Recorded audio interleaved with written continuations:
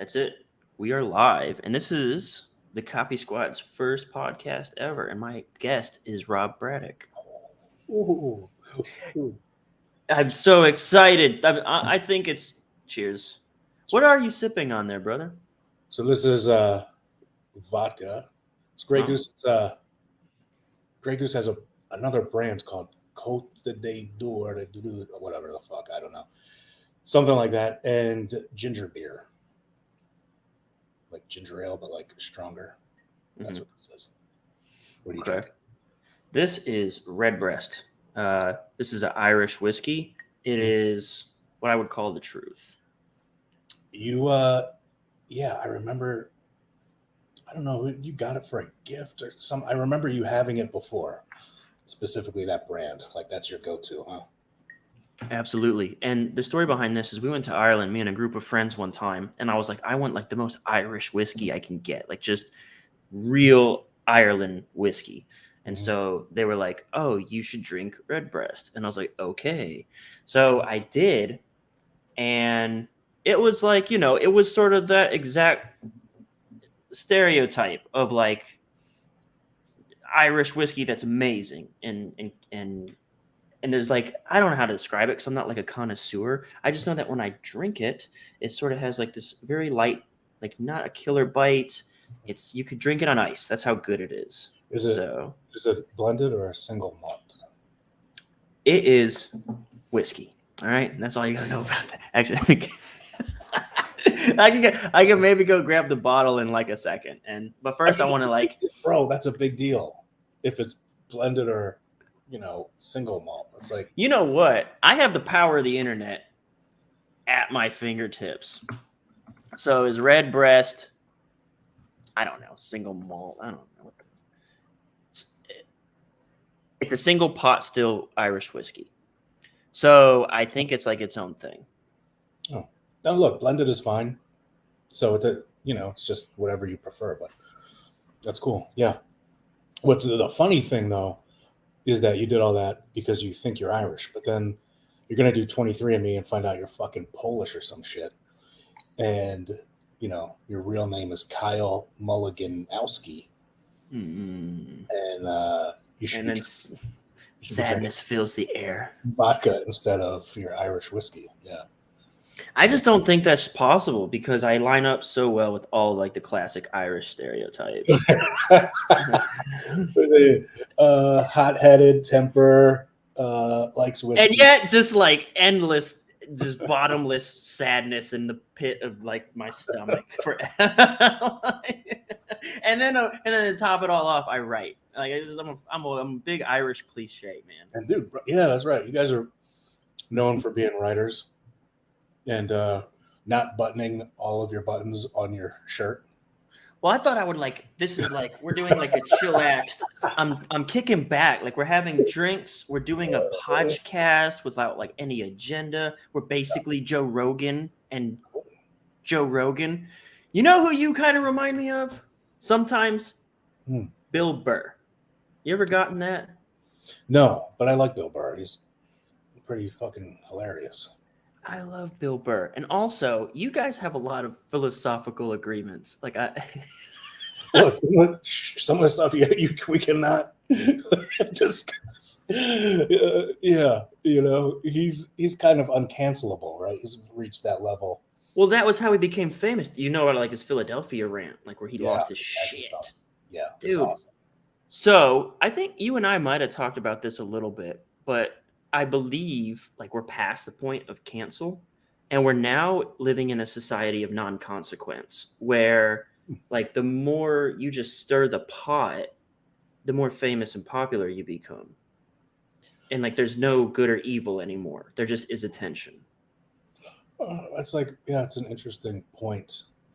Because you can, I guess if you're stirring the pot is already picking a side, then you'll always be fine because like that the side that you picked will always support you, even if the other side tries to cancel you. If you're someone who's sort of middle of the road, who's like whatever, well known for a middle of the road thing, famous for a middle of the road thing, and not known off the bat as being polarizing. I think you could still get canceled. You have to reach. I think Joe Rogan has mentioned, he calls it escape velocity, which is like where you become untouchable. Is that what that is? You sort of break out of the gravitational pull, and you just become too big to fail. Almost like, you have fuck you money or whatever. Like, people can try to cancel you, but it just would never work. But if you look at the Cash Me Outside chick, right, on Dr. Phil, like she had no money. she was like 16. She became like a gazillionaire the day she turned 18. Do you know about that? I didn't know when she turned 18. I know she bought like a bunch of mansions or some shit. You didn't know about that? You don't know what happened? No. So essentially, she's internet famous. She like starts TikToks or something like that, and she's like she's being her. She's just being like her most authentic self. And this kind of supports my argument. Like, there is no shame anymore. There's no modesty, there's no morality to this. And it is sort of like you just plant your flag and you just be. That's kind of why I want to do this tangent real quick before I get into Cash Me Outside story. That's kind of why I want to do the podcast. Another thing that you and I talked about. We were at Kevin Rogers' Copy Chief live event 2 years ago, and people say, hey, I like your YouTube. It's all copywriters. I'm known for like copywriting and stuff. So I got copywriters at a copywriting event coming up and say, I love your copywriting content. And I could feel it like a sheath to like a sword. Like when they walked up and said hello, like it would like, my mask would come on and they'd be like, oh, I love Nesby. And I'd be like, hey, well, what's up, Copy Squad? And so it's like, that's why I'm like, all right, I'm unbuttoning 8 buttons, I'm drinking whiskey with Rob, because I'm also glad you're my first guest, because I could shoot the shit with you for like 6 hours. First guest, my first promo ever was written with you. It's fucking insane. There's no accidents. It's universe shit, right? Yeah. So why did you feel like, I guess, so you have your online business that I don't have. So when I'm at those things, some people walk up to me, and frankly, I'm not gonna lie, I love the fucking ego boost, right? Well, you're known in our business, like for folks who are in financial publishing, not just general copywriting, Facebook groupery, or like what I do. Like, you're known in the biz, like you're a mover and shaker, like you make shit happen. So like you've got what do you call it? Like, you've got merit here. You've got like obvious recognition for like the things that you do inside the biz. Well, so here's the thing though. I appreciate that. But it never, sometimes it's kind of weird because I'm like, I have no idea who you are, person who's coming up to me. But I never really feel the need to put a sheath on like you do. And is that because you have there's Kyle Milligan, the person, Kyle Milligan, the writer, which is like a slightly different version, and then Kyle Milligan, the Copy Squad instructor person, and it's hard to keep them separate. You feel like each one is a different identity or something? I think so. I think there's some truth and reality to that. And I also think it's like, it's not assertively provoked. It's like an instinctual reaction. I'm trying to think. It's like subconscious. There's a word for this, but it's like, I just do it. Emotional memory, muscle memory of some kind. You could, it could be something like that. Yeah. But it's like, it's sort of like I don't know, like an instinct or some shit. Like I also don't really cuss very much in my videos and stuff like that. Like I try to keep it very like PG and mainstream, and so that I can reach like a broader audience. But here I am. This brings us back full circle to Cash Me Outside girl. All right. She has all these people simping over her because she's gangster and edgy. Day she turns 18, she starts a OnlyFans and becomes a millionaire in like the first 5 minutes. Right. Okay. So this, again, going back to this concept of like, it doesn't matter what your message is. It doesn't matter if it's based in virtue, goodness, or badness. Like what you said, it's almost like more that you plant a very stern and deliberate flag. And then you pole dance on that flag, and you do an upside down split, and you drag your crotch all over it, and you piss on it and make it yours, and you own it, and then you're famous. That's something that's been going like since the beginning of time. And frankly, I mean, this is something we've talked about before. And like with your new podcast thing here, I know it's like we're shooting the shit, but we're both copywriters. Do we talk copy? I don't know how this works, but that's the same thing. Like there's the quote in the Bible about, if you like, I'll spit out lukewarm water. I don't want to drink lukewarm water. But so, right, you want to be ice cold beer or like a hot coffee, right? Mm-hmm. No one likes to drink fucking lukewarm water. You have to pick a side, your Rush Limbaugh or your Howard Stern. Right. So, so I think if you plant a flag like that, I mean, it's just since the beginning of time, it's kind of been like that. Yeah. Actually uncancelable. The only thing you can get canceled, but you just can't get canceled by the other side. You can still get canceled. And the way you would get canceled, though, is if it's revealed that you're disingenuous, like you're not a true believer in that thing that you have planted your flag in, or you behave in some extraordinarily hypocritical way. You see this with rap and gangsters. Like when someone gets found out for like posing as hard, and I'm not well versed enough, but I hear it get thrown around. Other people probably know better than me. But like, yeah, you see this kind of shit happen. The shit that you're describing is like, you aren't like, it's cool to be Will Smith and be clean. But then like, if you're going to act like, you're with Dre and Eminem and all those people and act like you're about that life, and they find out you're not, they're going to make you look foolish. Mm-hmm. Yeah. I don't know a lot about the rap game, but that sounds right. So something else that we were talking, like we were talking about, like you got to pick a side, and then your side comes to your aid. So something I read, I didn't read this. Okay. So do you know Niccolo Machiavelli, the prince? Mm-hmm. Now, have you read the book, or are you just aware of like Machiavellianism? I read the book, and I'm a believer of the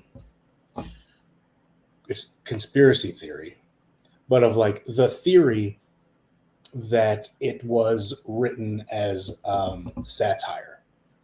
Essentially, it was written as, you remember Stephen Colbert before that, like when he was on the Daily Show? Yeah, his Republican persona where he's like over the top. Right.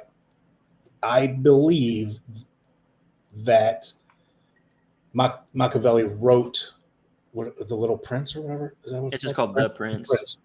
Wrote The Prince as sort of like that, in that same way. Like, let me show you all the obnoxious ways people in the past have captured and maintained power. And I'm going to, write it as advice, but really it's like mocking the system in general. That's what you believe that to be the case? Yeah. I'm not saying that. Shit. I was about to read that book and base my life around it. I'm going to be a walking joke. That's the thing. It still works. It's just, it's not necessarily moral. So, but maybe it's not moral. Who knows? That's the thing. Like, so you know what? You're a mindset guy. You're writing like a mindset book. Have you've moved that? Has it gone to print? Like, what's the status with your mindset book? It is still being created. So, do you have an Instagram, by the way? Because I'm going to post this on Instagram. No, I have some like old Instagrams, but I haven't logged in like years. So no. Okay. All right. I'm going to post this anyway, and hopefully, just get some cool people in here to join us for our first one. Are we just talking to ourselves? So what? Are we just talking to ourselves so far? Yeah. Well, I mean, there's a bajillion comments. We can run through them I'm very impressed with us. There's a lot of comments and stuff over here in the chat. So yeah, I just posted like a story on Instagram, and if you, you know what we can do in this program? I see all these comments. We can do banners, right? Like you could do, so like if you want to follow me on Instagram, which is, I can add it. This is a banner now, and it'll pop up. Boom, there's my Instagram, right? Whoa. So it's like right there. So we can put links and stuff. So it's pretty cool little service we got. Okay, so I wanted to talk about mindset stuff. Okay. And one of the things about Machiavelli that I was thinking about when you talk planting your flag was there was this thing, like some of this stuff feels true. Like, and again, it's like about, that's what I was going with it, is like the difference, like the end of good and evil is like the end of morality. Like, and not the end, but it is sort of like, it's like the idea of being unplugged. It's like the reversal of being woke. It's, or the antithesis. It's like the same concept on the different end of the spectrum, which is that when you realize reality just is, and there isn't good or evil. So like one of the things he talks about, and I only know this from like a book summary on YouTube, I came across this and it made me think, I want to read that book. Mm-hmm. He was talking about in times of war, you should never be neutral. And the argument he presented was, if you side with the winner, well, good for you. Like, you won. Now, so here's the difference. If you're neutral, here's what's going to happen. The winner is going to be pissed off at you for not siding with them and conquer you. And like, now you're vulnerable. And the loser will forever like be mad at you. And they'll never ally with you again because they will blame you for their failure. So it's a no-win situation. And that's that whole idea of being lukewarm and just being normal and being average and like so ignorable, right? So that's what I was thinking about with this mindset stuff. Like another person that I came across that I was kind of interested in diving more into is Frederick Nietzsche. You ever read that dude? I was just going to say, bro, you sound like, I can never pronounce his name, but you're sounding like Nietzsche to me. I'm like generally aware of his stuff. I'm more of a what's his name guy. Oh yeah, that guy. Good old boy. Came up at the same time, like in Austria or whatever. Can you give me like the basis of his philosophy? Maybe I can name him. Little Jeopardy action. Yeah, The Shadow Self. He wrote Jung? Carl Jung? Yeah. I am the philosophy trivia master. Yeah, like a lot of people read Nietzsche and get black pilled or whatever is what they call it. Black pilled, like nothing. And matters. black pill is where, yeah, like you said, nothing matters. Like, because there's red pill, blue pill, which is about relationships and dating. Black pill is also about relationships and dating, isn't it? Or is it just like? I don't know. The way I first heard about it was just like life in general, like existence, okay. Society. So the way that I understand it is, well, blue pill is you're plugged into the matrix. It's all about the matrix, right? It's like it's an analogy. Like blue pill is you're plugged in the matrix and you're playing by society's rules. This is sort of the concept that I'm sort of talking about right here, is that this indoctrination of what is good or evil, I am starting to begin to personally reject it because I'm seeing way too many bad actors just having just a great time. And they're bad actors by the religious philosophies of what is virtue, even like stoicism and stuff like that. Like they're just like, and that's what brought me to Machiavelli, was like, he has his own virtues and they're not necessarily in alignment with like the classic virtues. Oh man. So I lost my train of thought. I'll try to bring it back. I guess, so the philosophical thing, reaction to that would be like, there is morality. Like, just by you recognizing that that maybe you don't have to be moral proves that there is morality. Okay. So everything that like you're everything that you're talking about is an alternative view of living, alternative to morality.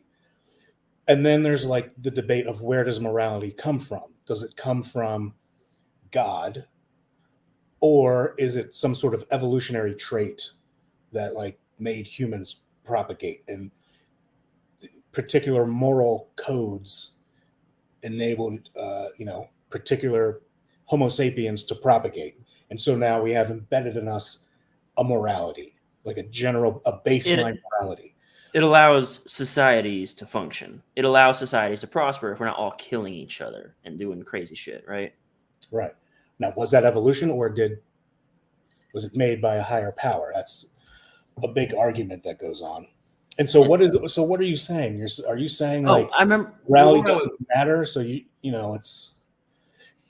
should, hey, if it feels good, do it. Yeah, so that's like, okay, so what we're talking about now is like, now you're making a case. This reminds me of like, we were talking about, that's where I got off track. That's what blue pill was. And red pill is the sort of like rejection of like the typical programming of society and saying like, oh, I recognize the world for what it is. Black pill, from what I understand, is none of it matters. Like you said, none of it matters. So for instance, if it's in the dating and relationships game, I think what the black pill stance is like, well, if you're not 6 foot, just give up. Like something like that. It's just like, it's all based on like these very objective standards. And if you don't meet that criteria, your life is over, which I reject. I think that's bullshit. But, so the stance that I'm making is you said if it's just good, do it. Right. So that's like, we're basically talking about like, there's a moment in time that this conversation exists. And that was like the hedonists and the Stoics. The Stoics were virtuous and the hedonists were like, it doesn't matter. I don't know where I fall yet, because I have been like a pretty strong Stoic until I found certain disruptions in my life patterns sort of made me consider that Stoicism made me a little too soft. It made me a little too vulnerable, too compassionate, to a point where I'm like exposed to like, if I'm always turning my cheek, then people are just going to keep slapping the shit out of it. Yeah, I understand the dilemma. I never fully fell into Stoicism. So my like general basic belief in life was like, hey, you can take difficult times and turn them into opportunities. You don't complain about them, like that general Stoicism thing. I think Stoics do focus too much on like, you're going to die and fucking all that kind of stuff. Like, have you seen this ring? Let me show you this. Yeah. It literally says on my hand, you're going to die. So here's the crazy thing, man. The very first book I ever read in prison. So that's just something that people don't understand about you. You're like I don't want to compare you to Viktor Frankl, but like you had like one of these like and Viktor Frankl was in a Nazi prison camp and like survived, and like he wrote a whole book about man's search for meaning. But you went through like isolation and some unfortunate treatment, and you had to basically dig deep and get your shit together, right? That's your story. So when I checked into prison, like the day I checked in, went to the hole.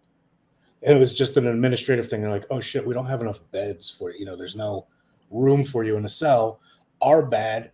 Boom, you go like you're going to the cells, like across from you, like a guy who stabbed a prison guard, like you're locked in craziness. And I'm just like, I'm just off the street.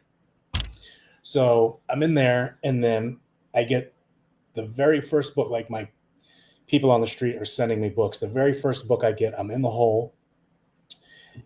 I'm in there with another guy, so it's not solitary, but we're in there for 23 hours a day.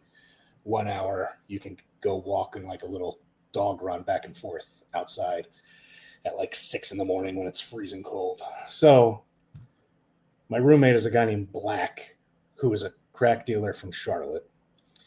And I ended up being in the hole the first time for 19 days.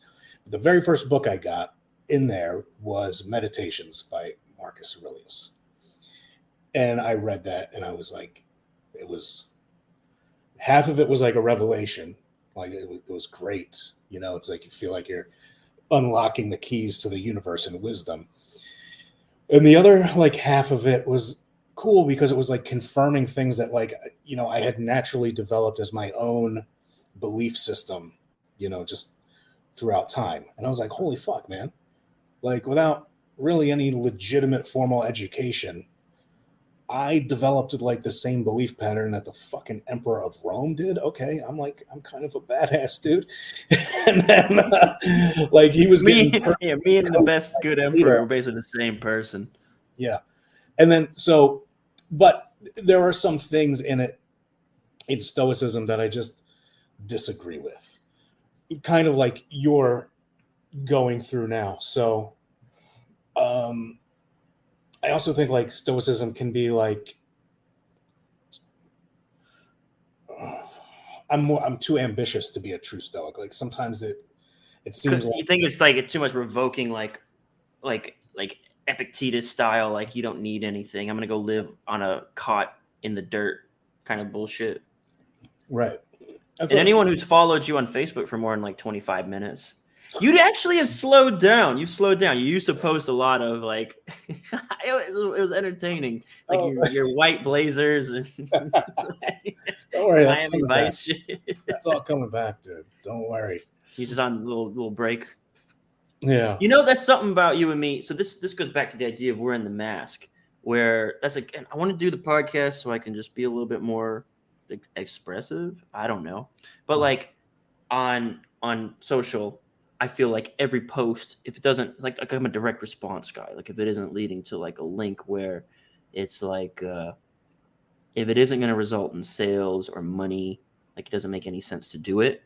And like I also don't put a lot of personal shit. Like I've never used like lifestyle as a marketing tool, which I probably should. Mm-hmm. And I never talk about my money. I never go I have to talk about sales, because sales is our scorecard in copywriting. It's how you know that you're doing a good job, because your success is measured in sales. But the closest I've ever gotten to talking about money, like my income, is that we have this one line in our cred section is like, I paid over $1 million to copywriters and royalties. But yeah, dude, like that's like you're very flash. Like you're like, you know, Mm-hmm. like is that just like, I mean, you're not driving to it. You just like to get people riled up. Like you like to push buttons and statuses. Like you do stuff like that. Yeah. Look, half of it is just like for my own entertainment, just to fuck around, right? But like probably real talk is that I grew up really, really poor, like really, really, really, really, really poor. Food stamps, no heat in the house, that kind of like poor. So, and it was weird. Like my entire life, I knew I was poor. You hear the stories of people like, oh, we were poor and we didn't even know we were poor. No, man, I knew I was poor. I was getting bullied at school for not having the brand name shoes, that kind of thing.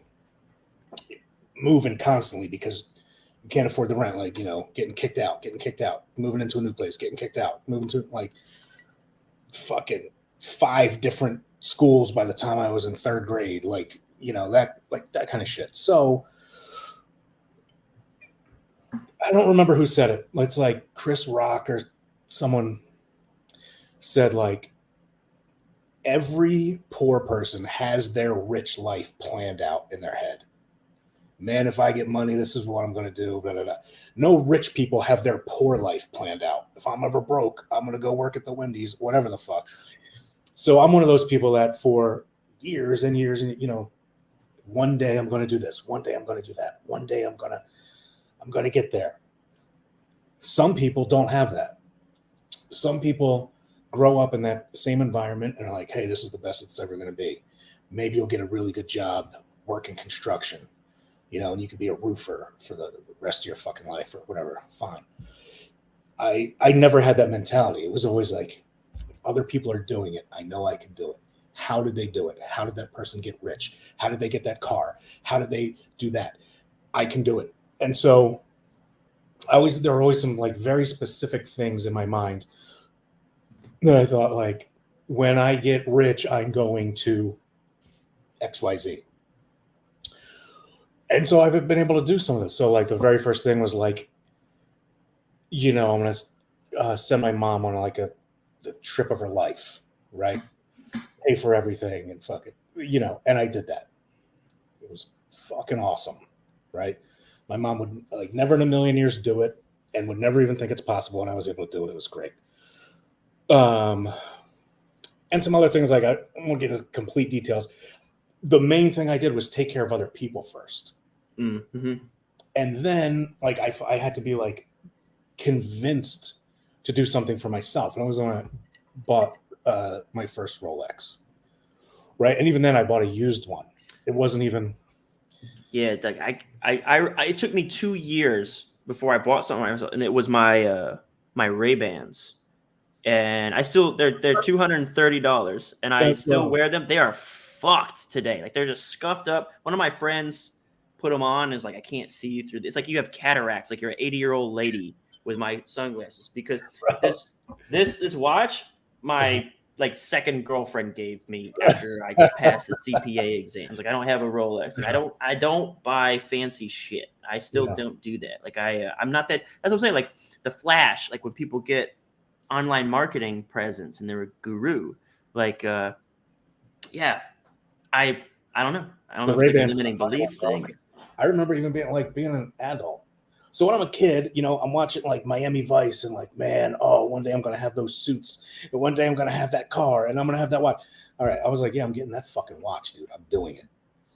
And then, but the Ray-Bans, that's another thing. Even as an adult, like I remember being 30. And I'm like, there are people who pay $200 for a pair of sunglasses, dude. You got to be.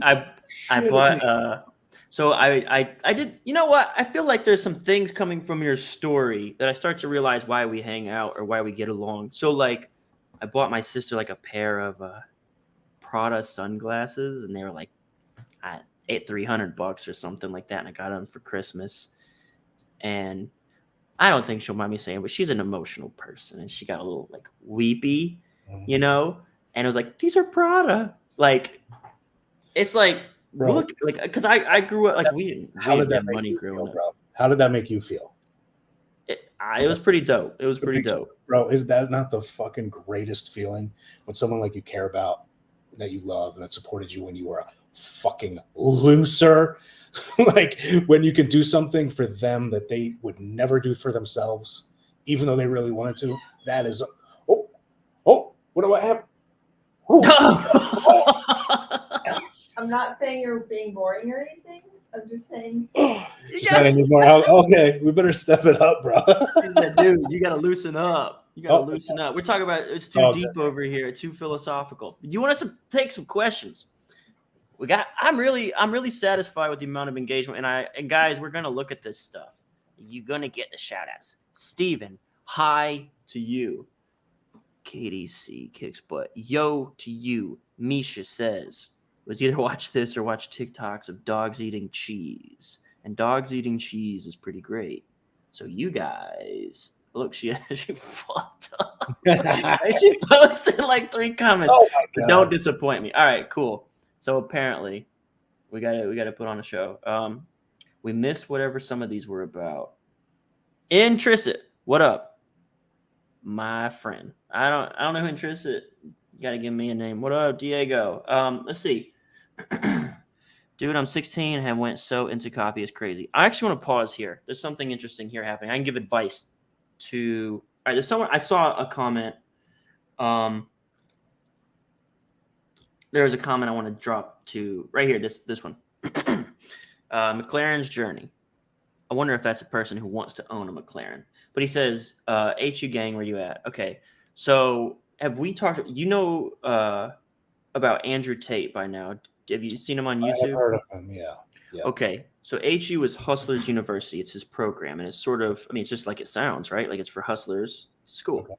So something that I have been receiving, I have to assume it's coming from this spot, are these emails of, there's 2 varieties of them.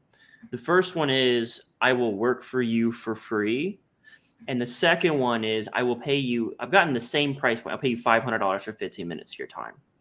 So I assume this is coming. It's got to be a template because I received multiple of the same sort of messaging. So I assume it's coming from HU. So I want to have some feedback.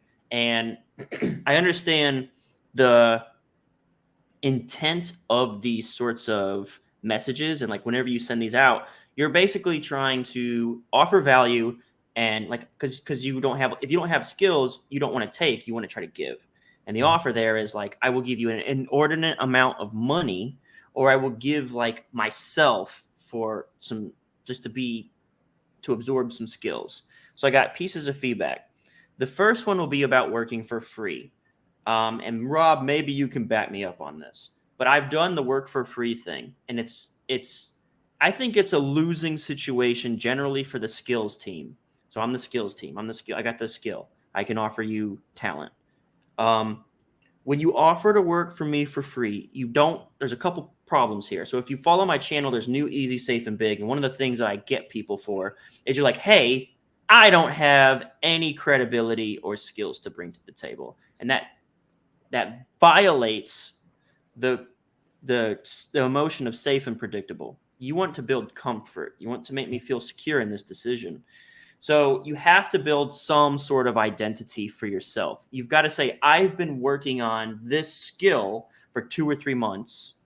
And I have a video about finding mentors on my YouTube channel. Don't come to me asking to be like, help you get started in copy. That's not a thing I can fix. Give me a problem I can fix. I've been working on copy for 2 or 3 months. I've hit a brick wall. I need help overcoming this obstacle. Can you help me? I can step in and help you there. But getting started is not a problem. I can't optimize that problem. It doesn't exist. It's a fake, false state. There's nothing to fix. There doesn't exist, nothing. So the first thing is I want to work for you for free. And I'm like, dude, what's going to happen is I'm going to invest in you. You're going to get to a point where you can get a client. You're going to fucking leave. You're going to go get money with the skills that I taught you.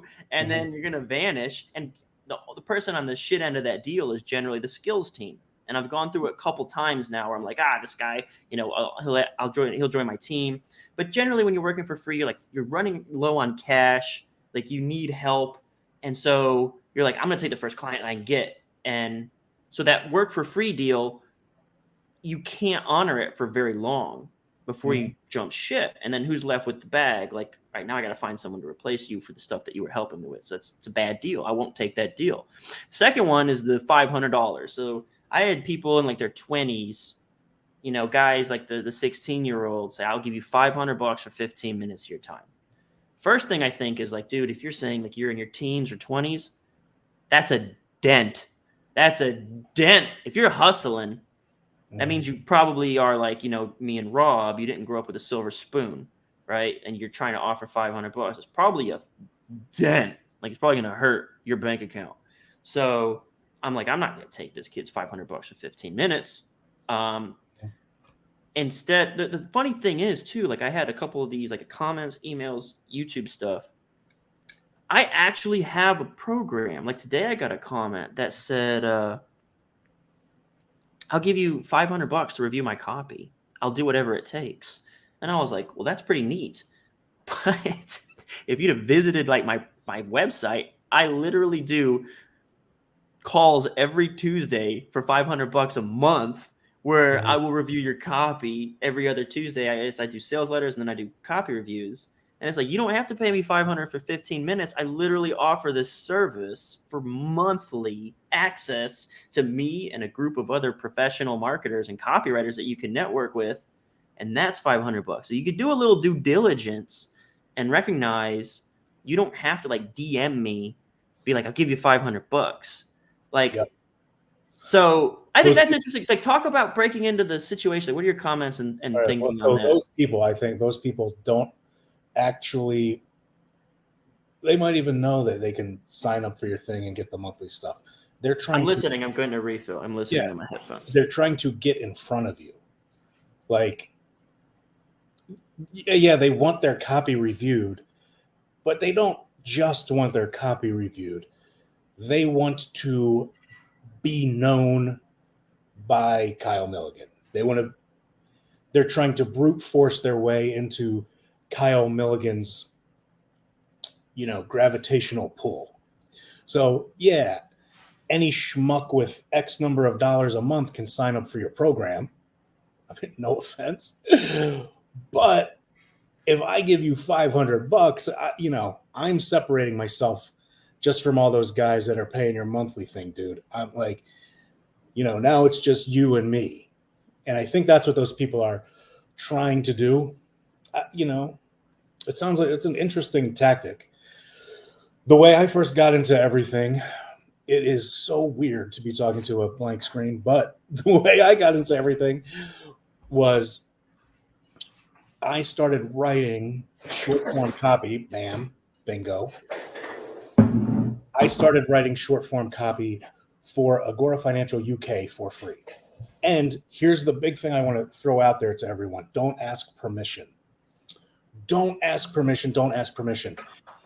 You are never going to email me and I'm going to say, yeah, write me something for free. Or kind of like, fuck, dude, just write the shit. Write it and then send it. That's what I did. I wrote some shit for Agora Financial UK. Glenn Fisher was the copy chief at the time over there. Like 2017, I think. You know, read one of the promos they had, wrote 2 emails for it, sent the emails to him and said, hey man, go ahead and run these. Just, you know, give me the stats, like the open rate and click-through rate. That'll be cool. He ran them. I like took screenshots of like, you know, them coming into my email. Like, holy shit. I was losing my shit. I can't believe Agora Financial UK just sent 2 emails that I wrote. Oh my God. He never even gave me like the stats or the open rate, click-through rate. I had no fucking clue. But first, that was like a confidence boost. Secondly, I was like, okay, let me go to my LinkedIn profile. I have written emails for Agora Financial UK, right? I used it as a credibility builder. So now I'm not at the point where I have to do the thing like write free emails for shit. Why? Because I'm an email writer who has written for fucking Agora Financial UK. I got to pause you there too, because I said something to this effect earlier in my first thing about when you come to me and say, I'm trying to get started, I'll work for free. One of the things I said in my spiel was you have brought me no identity to shape. You've brought me no skill set to optimize. You're like imagine if you talk to a chick, right? And you're like, I will be anything you want me to be. like, what am I supposed to do with this? So it's like the same sort of thing. Like you have now cultivated an identity to start with. Like this is who I am when I present myself, I have to say, like what I suggest was like, say, I've been working on copy for 2 months. Scratch what I said. This is better. This is smarter.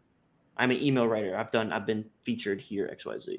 Yeah. Okay, go ahead. I actually, just to keep it, you know, whatever clear, I didn't say email writer. I said short form. But that's how I got started. I got started short, you know, email ads and, you know, space ads, shit like that. So, yeah, there's some questions, man. I'm going to answer some questions. All right. I got some. We'll just keep moving. Let's keep moving. I think though, that's what everybody wants to know. Like everyone keeps, like I say, they send me this email. They're trying to get something. They're trying to get, they're trying to break in or whatever, right? All right, cool. So let's just keep moving here. We talked to this, saw this dude. I don't know a single copywriter doesn't like to drink. Jimmy Parent is on here. He does not partake. Well, you know, Kyle's a copywriter. How long did you guys take to get your first client? So for me, I don't think like I did like 5 or wrote blog posts or something like that for like a minute. But in terms of copy, I didn't do, when I found out about copywriting, the first thing I did, and I still kind of do this, is I went straight to where are the best people working? I'm gonna go work there. And I went and worked at Agora Financial. My first copy chief was Evaldo Albuquerque. I think I was his first like hired junior too. So that's how I did it. Rob, you want to share that, right? So I found out about copywriting, but I didn't know like what to do. Like, fuck, okay, who do you write for? So it took me a little while longer to figure that out. So it probably took me a month, 6 weeks before I convinced someone to give me money. I wrote like a direct mail piece, a letter for a guy in like Arizona or Nevada who was doing like wholesaling, you know, the guys that like, well, wholesaling of houses. So you like mail everyone in the area and say, hey, if you want to buy your house, I'll pay cash today. One of those guys. And then whatever, there's a whole process to it. But so I wrote his letter and occasionally like I'll be going through my Google Drive, like looking for something and I'll stumble across it. And I'll read it and I'll be like, holy fuck, I think I was like a better writer. Like I was awesome. But like fucking, I charged the guy $100. 100 big ones? No, get this. And A then, whole C note. and then one day I go out to the mailbox, I get the mail. I'm like, what is this? I open it up, and it's like the guy had mailed me 2 $100 bills. He's like, man, I already got a deal from this. You got a deal. He made like 50 grand off the fucking deal. Right? He's like, I already made a deal. Here's $200 instead of 100. And I was like, holy fuck, baby. I imagine like Then I this found tiny bodied, like 8-year-old Rob Braddock with the same head. No, never probably. Oh shit.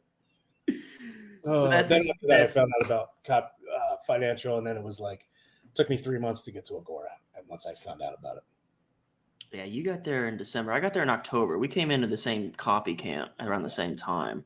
So look, I like this. Like this dude's 16, the other guy's 16. This is so I remember hearing like Joe Rogan talk about something similar where like the MMA people are getting like younger and they're starting at a higher level because the base knowledge out there now is stronger. So like if you like my YouTube channel didn't exist for me, which is part of the reason I created it. Like there was nowhere for, as a matter of fact, the reason New, Easy, Safe, and Big came to exist. And now what I call the beats of a sales letter, which I'm trying to get out there more, the structure of a sales letter. The reason those came to exist is because I hated the haphazard approach of writing copy. It drove me nuts. Like every time it felt like I was starting something new and had no clue. Oh, by the way, the banner I should have threw it. We have an email class. No, I shouldn't throw out the banner because this will be permanent. This will be on the internet forever. We have an email class tomorrow, copysquad.net/live. If you want to learn how to do email copy, it's the same thing for that class tomorrow because I couldn't make heads or tails of like how to do copy, like how to do things. Every time I'd step up to the plate, it felt like I hadn't done this. And I had a lot of beginner's luck and early success. Like I had like 3 hits, like right out of the gate when I first started writing my first, second, and third promotion. And I still felt absolutely clueless to how this happened. A lot of that was because of the group of people I was surrounded by. I was at Agora and Evaldo was my chief. Like I had a lot of support. And every time it was like, I still never felt like I had things together. But you got kids like they're 16 and they're coming in and they already have Nesby. And soon they'll already have like the structure and the beats. And they didn't even have to go to Agora and get mentorship to already know exactly how a sales argument should be presented and laid out. And it's for free on YouTube. Mm-hmm. So I say to this whole thing of like, yeah, we're 16 and getting into copy. Like it takes one of my friends, John Rhodes. We have an email training from John Rhodes in the Inner Circle program. He said 3 years to world class. And that's the truth. Like it takes 3 years of dedicated effort to become world class at basically anything. But I mean, it's like dedicated effort. Like you live it. 3 years of immersion and you're fucking sick. Interesting. Because like, so what happens though is like in the MMA world, there's like waves. There's new waves. Like the fucking champion in 2001 wouldn't be ranked in the top 50 in his weight class today. Right, and there's like stages of that. The top guy in 2010 wouldn't be ranked in the top 20 today. Just wouldn't. Mm-hmm. Because of what you just described. So like, is it like not too far off where Mr. 16-year-old Diego here, mm-hmm. Is 24. He's been doing, he's and we're relevant. We're relics. We're relics of. I mean, right. People offer these swipe files, and I don't want to dog on any other marketers doing. That's the thing. Like I try to look at marketers as objectively. Like I almost look at them as presenting a persona. There is like almost no good or evil. I'm not going to take a stance on like how you present yourself. You're doing what gets the eyeballs. If you're a marketer, that's the game we're playing. Right? You're playing how to get eyeballs. So I don't try to judge them. But some things so, preface that before I throw a little shade. They'll give these fucking swipe files of like, Schwartz and Halbert ads. Yeah. Bro, copy it. Word for word. Put it out. Like, there might be some principles you can garner from that experience. But, like, that's not how the biz works. Like, that's not the thing that's going to get you gigs and get you clients and get you sales right now. Mm-hmm. I mean, do you follow? Do you agree, disagree? So 2 things. I think swipe files are typically for like a little more advanced copywriters that are supposed to buy it. Like it shouldn't be the first thing you buy. I have a problem with swipe files in general on a moral principle of selling the stuff. I talked to the one, I don't know, there's the newish guy that's like really been hitting it lately and has done very well and has blown up his Facebook page huge. I can't remember his name. He's blowing up. Legends or something? Legends of Nobody. Copy. Do you know what I'm talking about? Legends of Copy? Is it Matt? Matt what? Maybe. It's like it's Bobstead? Matt Bockenset. Okay. Right. Yeah. And so, I'm going to throw this out. We're going on the internet forever. Like I'm not calling. Be gentle. Be gentle. But I have like, him and I did have a conversation, like face to face at Steph and George I's last thing. Because I had gone into his Facebook group and told him, "This is fucking horseshit, bro. Like, what are you doing?" Because he sent an email. That's what I'm talking about, though. That's what I'm talking about. Like that. I respect it. I respect the authenticity. Like I respect, like that's something that I even hear right now. I'm like, be gentle. We don't want to burn bridges. We don't want to make enemies. I believe in sort of maintaining that sort of peaceful balance with everybody in the ecosystem. But in a way, part of me is kind of like, I probably agree with Rob. Whatever the fuck he's about to say next, I'm probably silently going to be like, yeah. All right, so go ahead. What happened? Yeah, and I don't hate that kid or whatever. But I don't know of him other than that. I don't know, like, did he ever hit copy before or whatever? So, so what happened was I have always had a general problem with people taking other people's work and selling other people's work. Like, I don't know. I know you compiled something and you sort of, what's that called? Curated something, but you took another man's work and put it together and sold another man's work. I just have a huge fucking problem with it. So do you hate all drop shippers? Anyway, long story short, I want to rag on this kid. He said, is he young? Is he a kid? His kid to me, because I'm fucking old. I don't know. He's probably in his 20s. You get a little bit of frost in your beard now, everybody's kid. This fucking kid. This kid. Yeah. So he sent something. I was on his email list and he sent something from Gary Halbert. Oh. Like in the subject line, like it said from Gary Halbert in the name, and it was selling Gary Halbert's stuff. Here's the problem.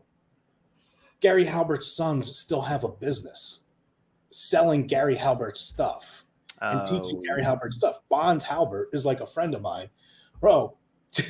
And like you're using his dead dad's name in an email and then selling the shit that isn't your intellectual property to sell that their sons have. I just have a gigantic problem with this.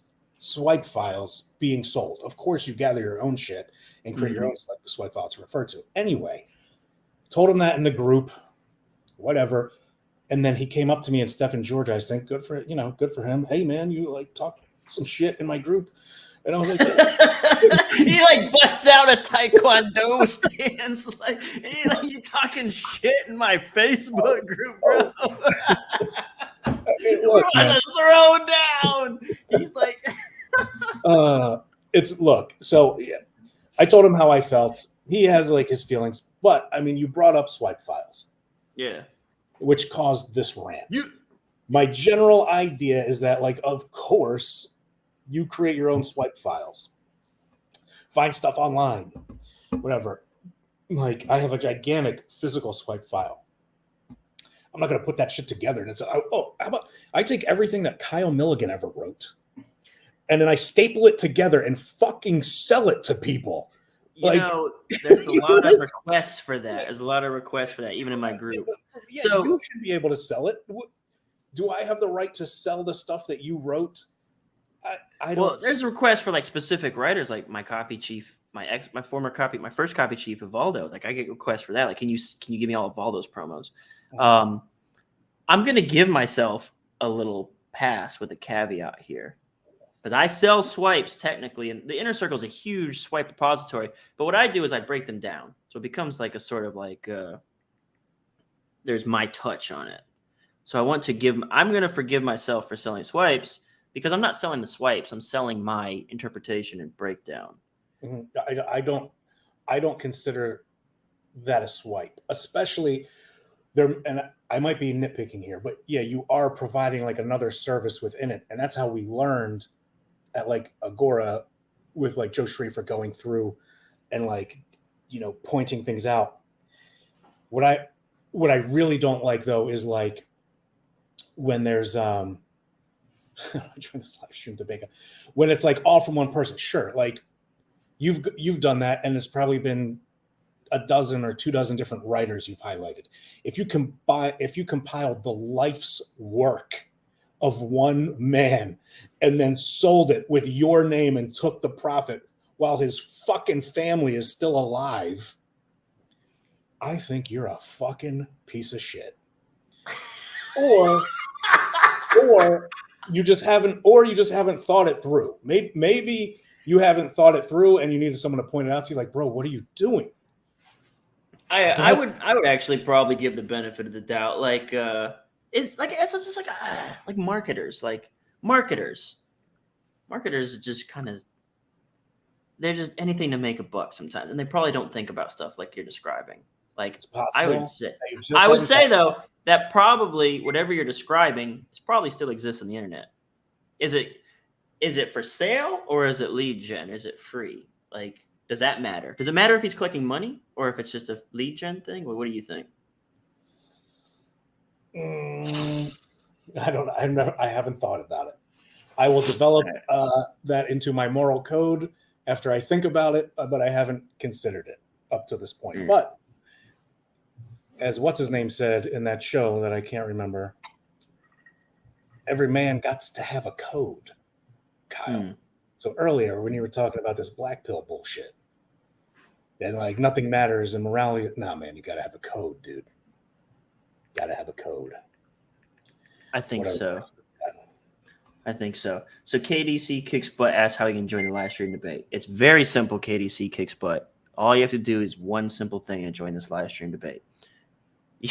You got to gross $1 million in sales. All right. You got before you can sit here and banter about what should be and what shouldn't be, unless it was about the philosophical stuff, then you got to gross $5 million in sales. I'm just giving you shit. All right. Misha, I wonder if she's still there. Intrinsic proclivity. Now, what the shit is that? What do they call that? Like a $2 word or a $10 word or some shit like that? What's the expression? I don't know. It's just fancy.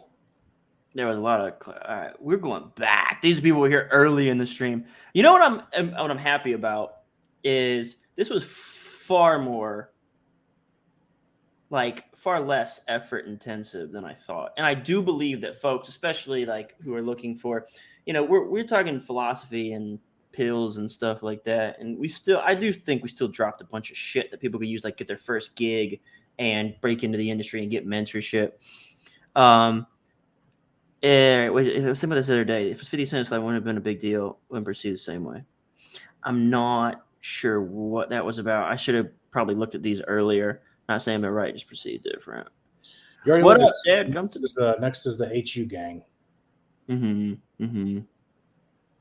Would love to hear your guys' POV and thoughts on current state of financial pub industry, current environment. I've got thoughts on that. Look, you inhaled. You're like, go ahead, man. Go. You take it. You obviously have something. I mean, I got something to say. Right now, shit is wild out there, bro. If you're aware of the environment, like you must be. Shit. So that's like Does she want to say hi? Does she want to pop in and say, Hey, hey? you Does wanna she have say her hi? hair done? No, that's the problem. She She ain't got her hair done. right. What does she look like? Like one of the gremlins? She like leaned in. Like, ah! No, she is gorgeous. Whether All right. Cool. So like, oh fuck, what were we talking about? Oh yeah, if you're aware of the financial industry right now, there is an absolute bloodbath happening in the employment pool, right? The employment zone. Anyway, almost every company's laying off like 50% of their workforce. We're talking hundreds of people lost their jobs. Money Map laid off 70 people day before yesterday, I think.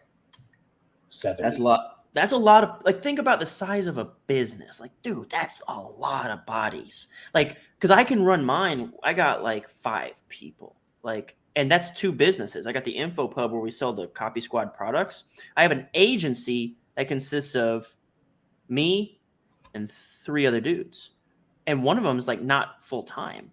Like, you can run a business with like 5 people. You can run a big business. So 70 people, like that's a, like if you put it in perspective, that's a bloodbath. I personally, there's 2 sides to this. One, I don't like it because the people that I serve as like my clients, financial publishers, we write promos for them on the agency side. They're on their heels, so they're being a lot more cautious and slow. So that hurts me. It slows things down. On the flip side, I love it because I am in the top 1% of producers and ability, especially our agency. So all I have to do, and here's the other thing, the reason this is happening is because the markets are going down. So I have a theory, it's called wartime and peacetime copywriters. When the market is just going straight up, like Bitcoin, when it was doing $1 billion a day, all you had to do was write a Bitcoin promo about, and like, I got this new coin, it's going to go to 1 million. And in 2017, you would become filthy rich. That's it.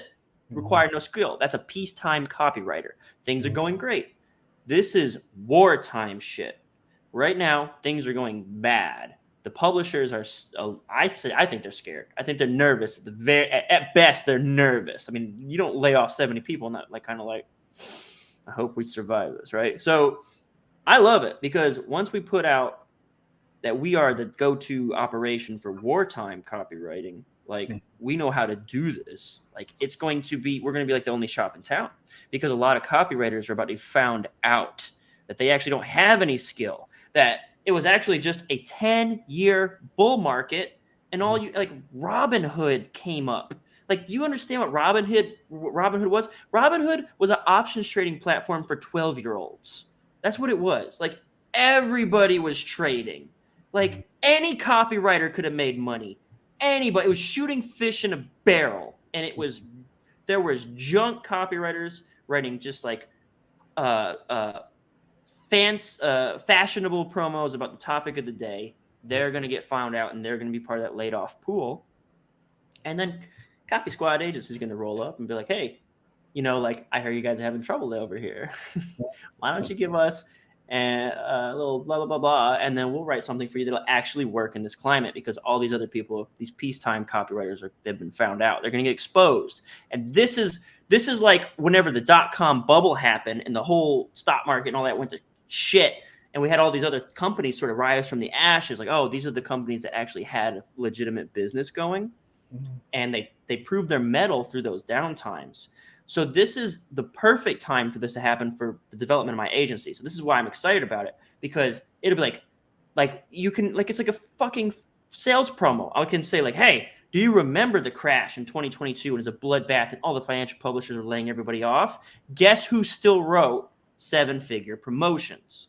So it's like my cred role. This is the opportunity to be the guy that survived the dangerous times in the market. So for me personally, my thoughts on the current state of the financial pub industry, yep, not good.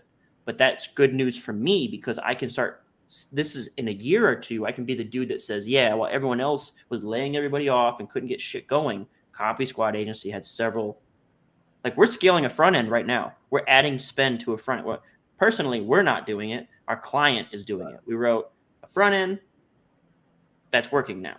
Like, that's unheard of right now.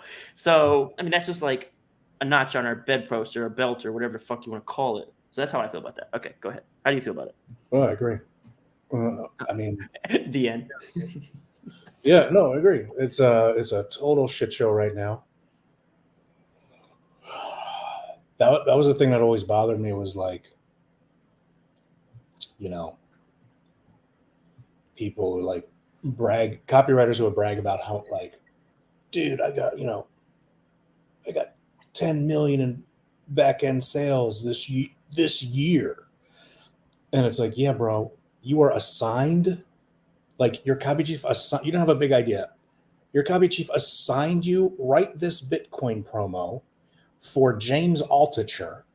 We're going to send it to our 3 million person list and fucking okay. And then like, oh, you sold 10 million, bro. Like, yeah, my fucking kid brother who doesn't know what the fuck copywriting is could have done that and made $10 million writing a Bitcoin promo during peak Bitcoin for James Altucher, going out to a fucking 10 million people on a list, whatever. Cool.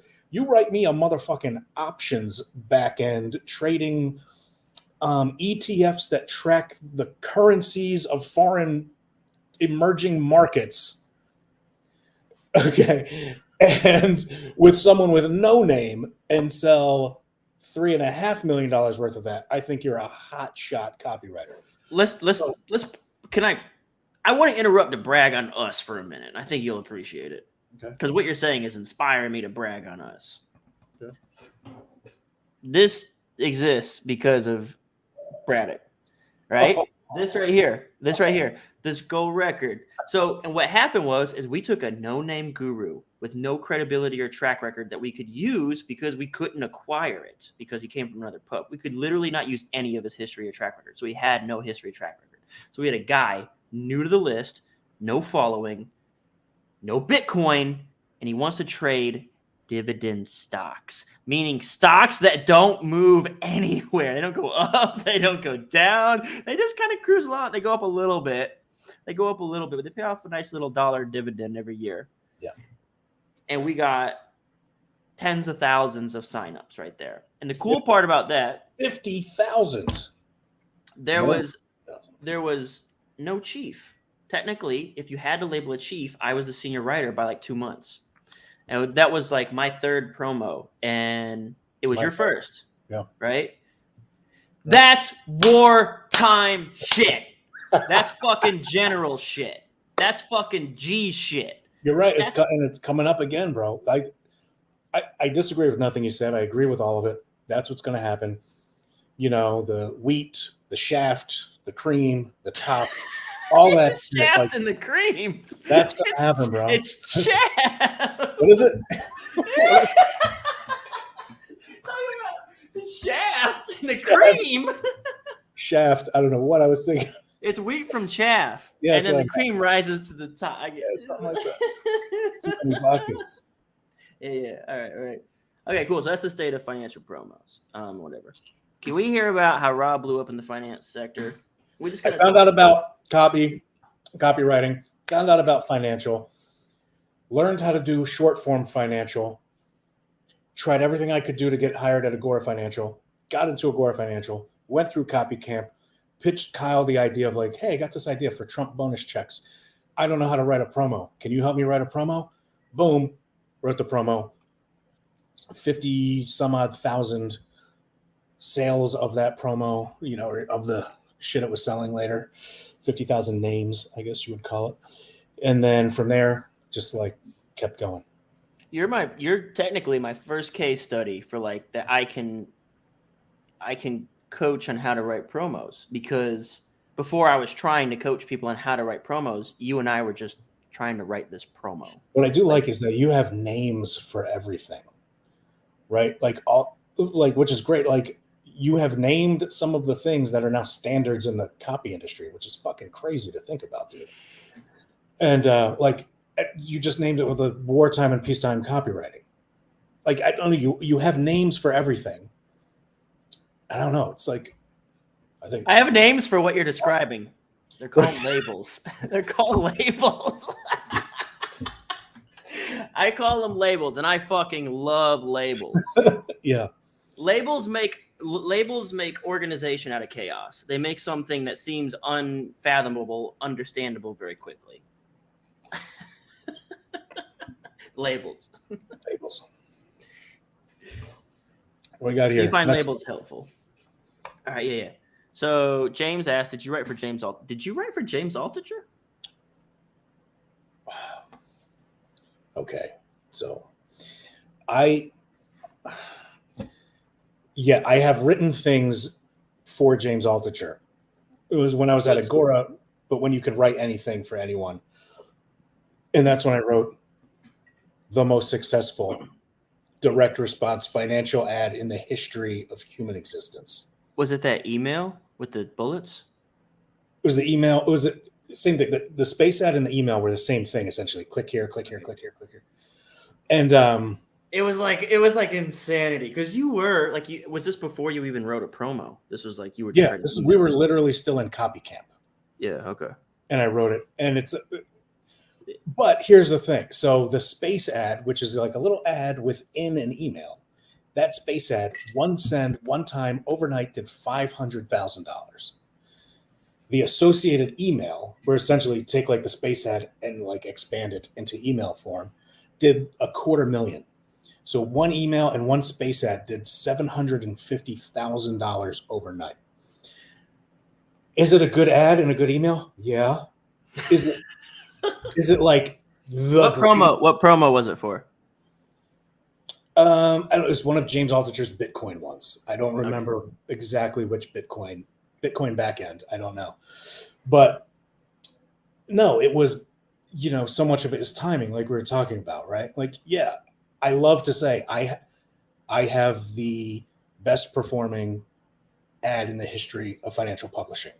I do, and like 85% of it was because it was peak Bitcoin. I'm writing something about Bitcoin in James Altucher's voice, and it's going out to a list that wants to know about Bitcoin.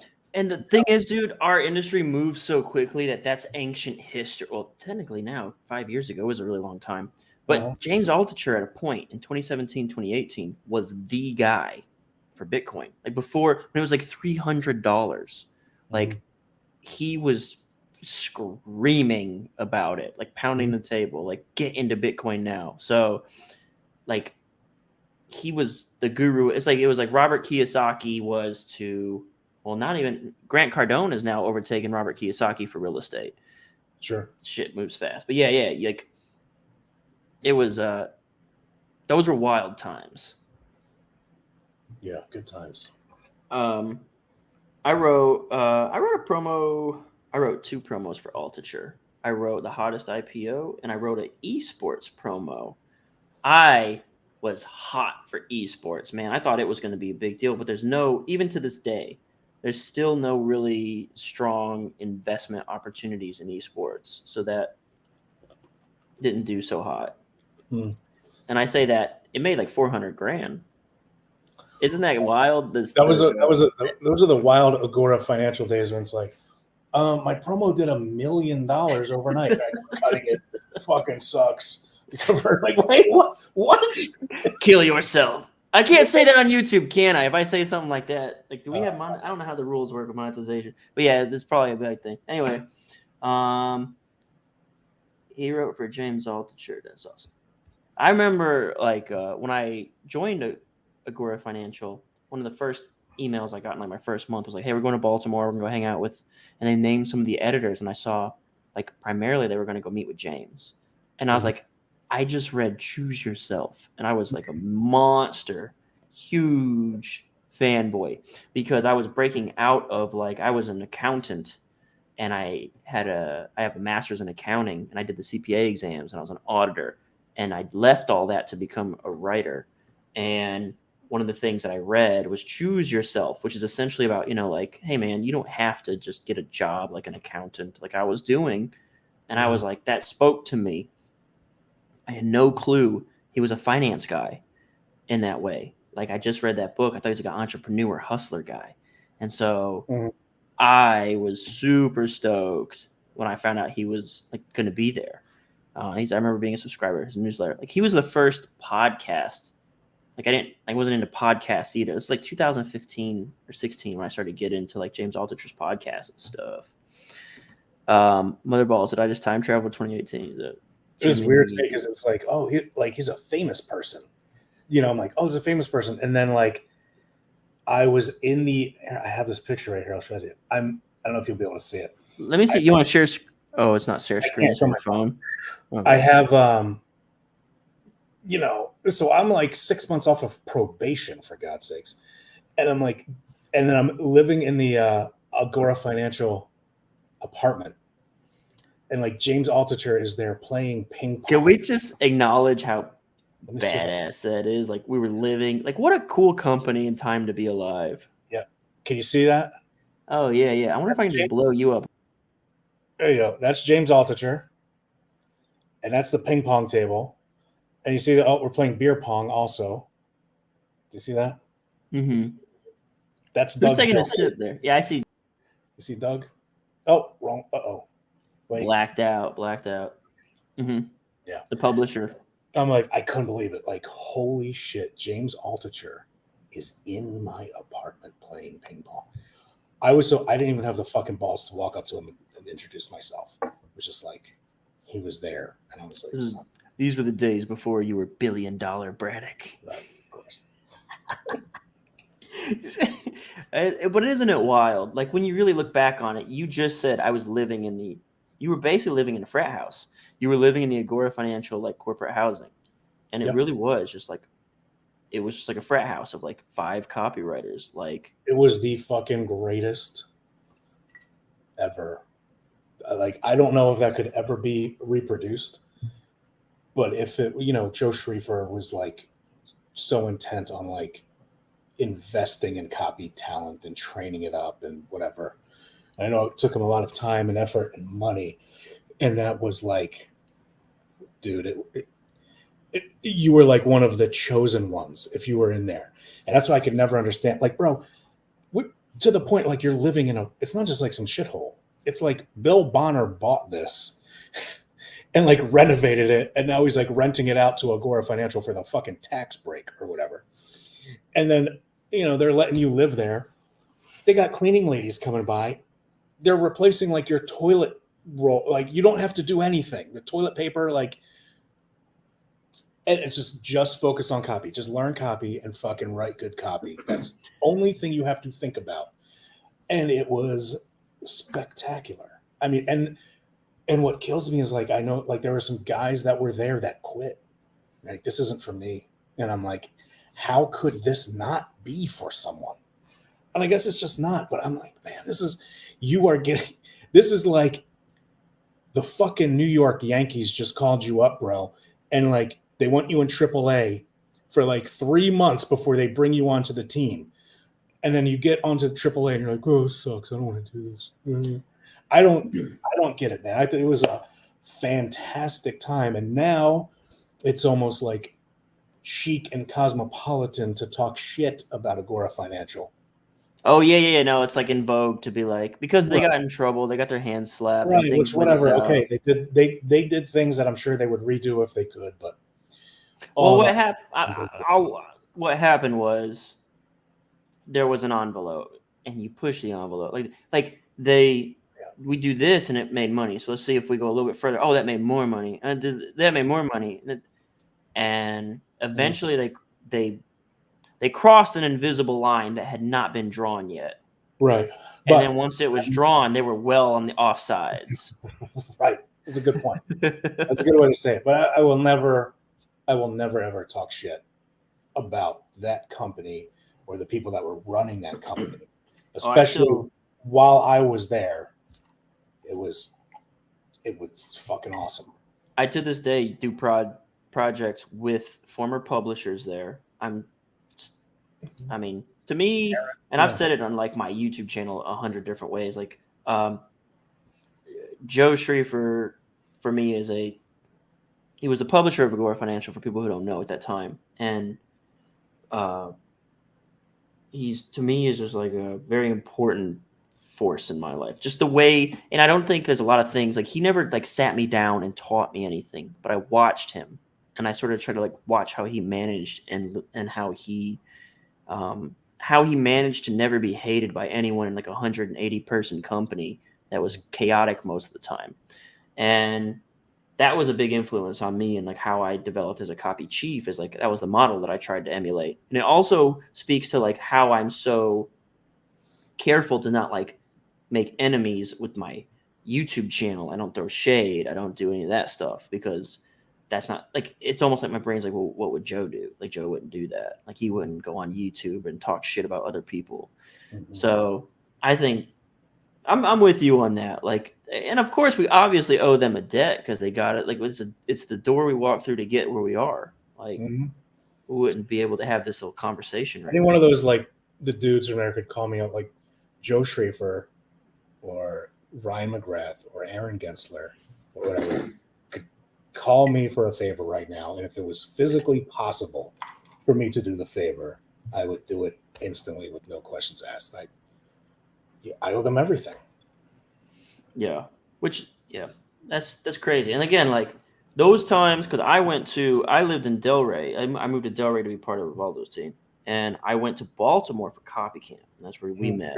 And so I got to stay in the Agora housing in Baltimore, and dude, like it's like so. I'm not a Baltimore fan, like by any means. I do not like that place, but like there was something also about like sort of being pseudo trapped in Baltimore with this group of copywriters that was sort of romantic. It was sort of like it made it even more memorable. Like just like we're just trying to survive in Baltimore. Like, Yeah, bro. Me, don't move there. If you're watching this, just stay away. Dude, it would be like me, Ben Ogren, and Manny Madrano, who works with you now. Manny, He's my senior writer now. Yeah. All right. That's a weird thing that I had to endure at Wealth Press. At Wealth Press, I was the copy chief, and I had to hire and supervise colleagues. Guys that you had like, yeah. Yeah, so that's been like a weird thing. Like but I think so I don't want to like. I guess I don't know if he's like a private person, but I can just say that like I've got mad respect and love for Manny. Tomorrow he's going to throw in his resignation and betray me in the worst possible way. But like, this will be on the internet forever. But he's been like such a great. I just want to like throw props to his. He's been like such a great asset for the squad. Manny's the most underrated financial copywriter out there right now, frankly, in my opinion. Because like all the good, like everyone knows the names of the good ones, but they're like you really don't hear his name that much, and he has written so many. He doesn't do the social media stuff. He doesn't do Facebook. He doesn't do anything. Yeah. He just keeps himself in writes. That's how most of the good ones are, though. Yeah. To talk about like the romanticism of it, like it was me, him, and Ben. We like wake up 5:30, meet downstairs, walk together through like the dark, freezing cold Baltimore streets. Every time I hear a noise, I'm like, huh.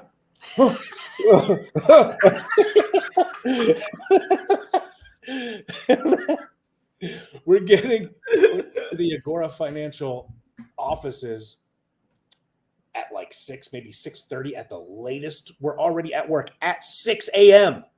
We have the fucking alarm code to get into the building. And then I still have my little Agora door scanner.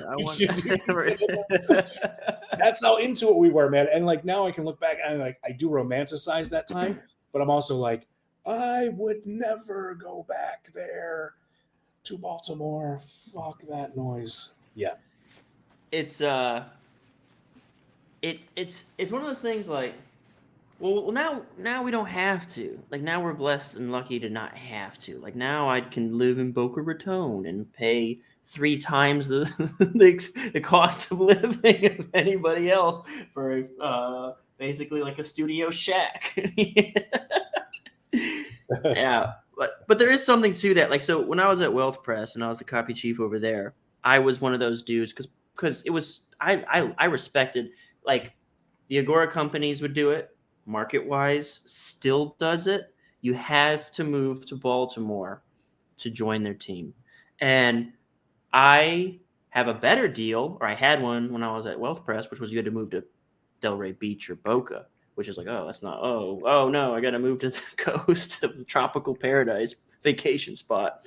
But I did it because, I mean, there's something to be said about like having me right there over your shoulder, literally saying your copy sucks. Because I'm just going to be really mean. I am a mean copy chief. And like that's something you got to endure if you're going to be one of my team members. But the other thing is like you don't understand the like there are copywriters are creatives.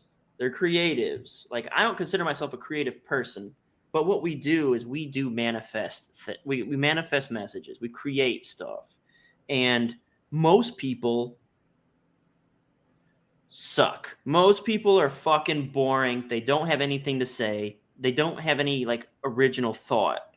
And you need to be like when you're surrounded by creative, like whenever, it's almost, I'm going to throw the C word out. It's almost like a cult. Like the other C word. The other C word. The other C word. When you're surrounded by creatives all the time and like you are the average of the 5 people that you're with, but like it's just like euphoric almost. Like all you do is fucking say like, wouldn't this be a neat promo? Like it's just always constantly like, hey, what about this idea? Hey, what about that idea? And then I'm out of that now. I am like, even in the digital space, it's not the same, right? Like I'm lucky that 80% of the copy squad is in Boca or Delray, and I do see them. That's good. We got a Canadian and another guy who's in another spot. But we stay in contact regularly, at least through Zoom. But like, you don't understand. Like I bought like a co-working space, or rented, I guess you would say, so that my dudes could all come to, or if we had gals, which we don't yet, but so that my team could come together and have that environment. It was the 808 basement. So we had a basement. Like people don't understand this. Like we had this, you need to understand the basement. So we had this fucking basement, and it was just where the copywriters would dwell, talk shit. Like you would get there at 6, right? You'd get there at 6. And then when we wrote our promo together, and I was a dick then too. I was like, we're staying till 10. Like we would fucking sit there. I was a massive dick. So we would sit there and we would fucking grind, would fucking work. And at the same time, we would walk in the freezing Baltimore weather to this fucking Chinese stand and get this dirty, sloppy, greasy takeout. And we'd come back. We'd fend off. We'd homeless. Yeah. It was so scary. It was so fucking scary walking around there at 10 o'clock at night. Like,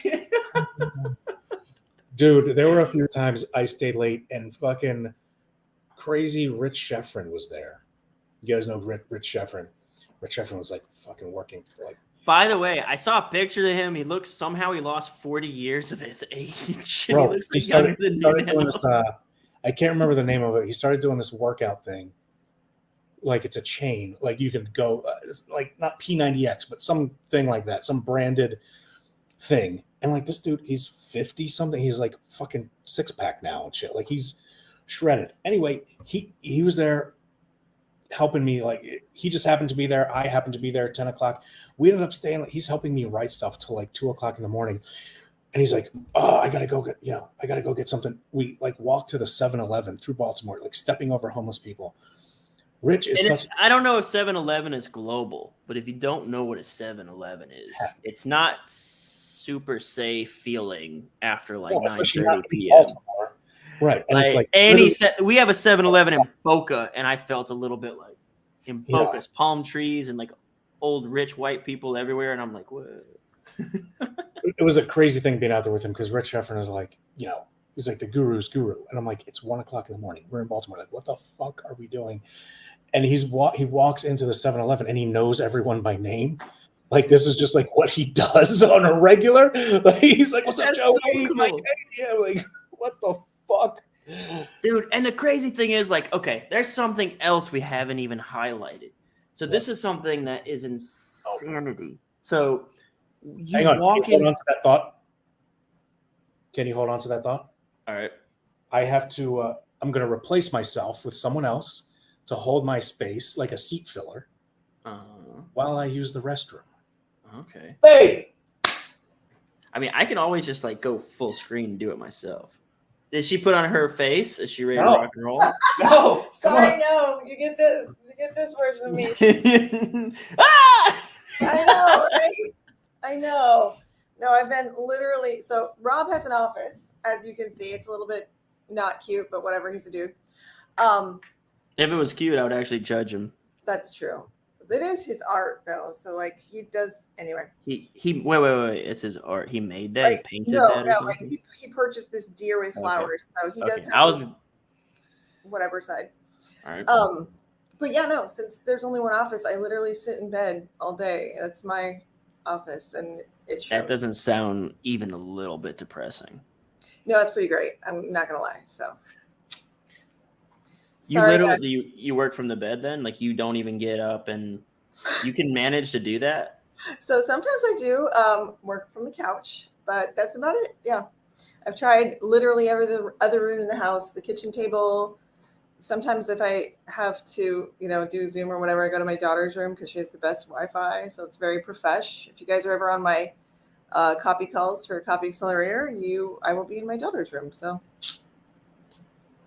So I have like 700 workspaces. So I've got like this spot in the house and I rarely use it for actual work. I only use it for recording.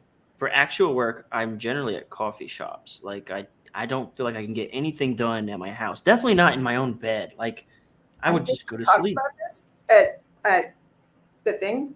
What was it called? In Financial Orlando? Marketing Summit the other day. Yeah. And I still don't know how you do it. I still don't know how you can have noise and write at the same time.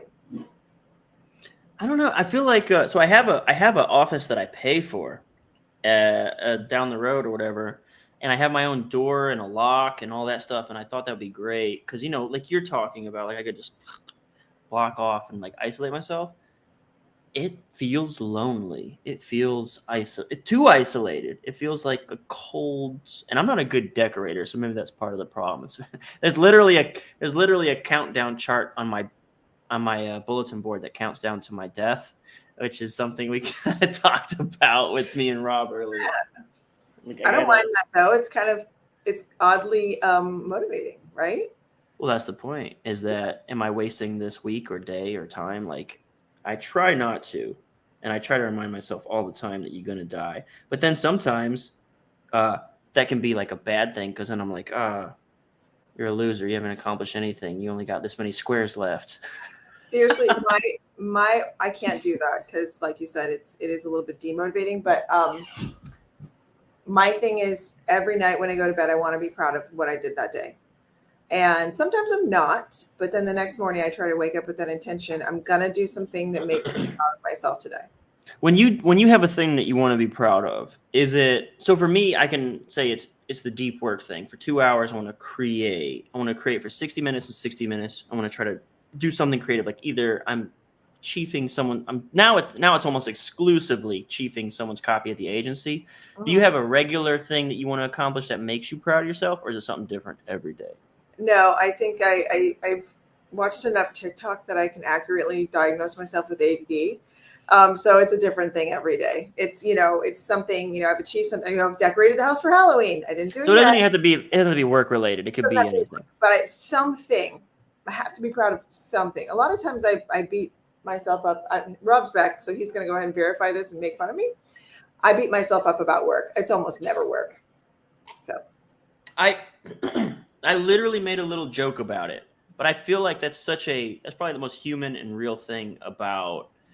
I said that little joke like, you haven't accomplished anything, you're a loser. Like, I think everyone, like, especially once you experience like success, like you have, and if people on my channel maybe are not familiar with you, you have like an online following, an online presence, and you've done well for yourself. It's like there's always this lingering feeling of imposter syndrome of like who am like, like me and Rob were talking about like growing up. We didn't grow up wealthy or whatever. So like now you feel like it wasn't in your brain that this is something that you just should have. it feels like you have to do something to earn or deserve it, Every right? single day. Yeah. Right. Yeah, I do think about that a lot too. And it's like my dad worked so effing hard to feed his family, like, driving 2 hours back and forth. And I just told you guys that I get up in the morning and put my laptop on my lap and then I drink my little coffee. And it's so hard, It's kind of weird. So, you want your seat back, mister? Oh, he switched to rum, you guys. So if you guys are still talking about young, it's about to get really weird. We ran out of vodka. Ran out of vodka. He's going to get belligerent. Yeah. Bye, which guys. is cool. Bye. Thanks for stopping by. Man, we've been going for an hour, and this is like a real Joe Rogan podcast. Jimmy Parent did the post. I don't know if he's still there, but do you see that? Where it's probably way up top. Where is it at? No. There's the Maria, 2 under that one. Oh, okay. Well, I was going to address this really quick, actually. Oh, yeah. Oh, wow. So, wow. Well, I say wow because you knew what he was saying. Yeah. There's a word that I cannot get into a text message, and that is the huge. So, like, hey, what are you up to? The huge. Oh, yeah. How do you spell that? I don't know how to spell it. Oh. If someone can solve this riddle where everyone would understand what I'm saying when I text it back. The huge is like my NMU. You know what I'm talking about? Not much you. Not much you, NMU. Yeah. So Maria says, so you were actually like in prison during the AOL Instant Messenger era, so you probably missed all that. Yeah, pretty much. What's your opinion about Evaldo? I think he's one of the best copywriters in the world currently. So this is when we were at AF, at the time that Rob and I are describing about being at Agora Financial, Evaldo was probably, and that's the thing, we were in our bubble. Like, we didn't know shit. Like, me and I can say I didn't know anything. I didn't know anything outside of the walls of what I was experiencing at that time. But he put out $80 million worth of copy. It was like, I mean, I don't know what he's doing now. Might be doing even better, but like that was like peak Evaldo. That was like when Evaldo was Evaldoing his Evaldo-ness to the 10th Evaldo. He was fucking annihilating everything. It was sort of like an otherworldly streak of promos he was putting out. It was nuts. Yeah. So, I mean, what's your opinion? Like, that's kind of a vague question, Maria. I would say, I mean, he's good. My opinion, yeah, okay, I'll say my opinion. My opinion is the motherfucker doesn't even speak English as his first language, and somehow became a personal multi-millionaire. Not wrote multi-million-dollars of copy. He did that by far. He made in royalties multi-millions of dollars in 1 year, and then did that for several years, writing in his second language. Holy shit, if that shouldn't motivate you or like tell you that it's possible to achieve sort of unrealistic expectations.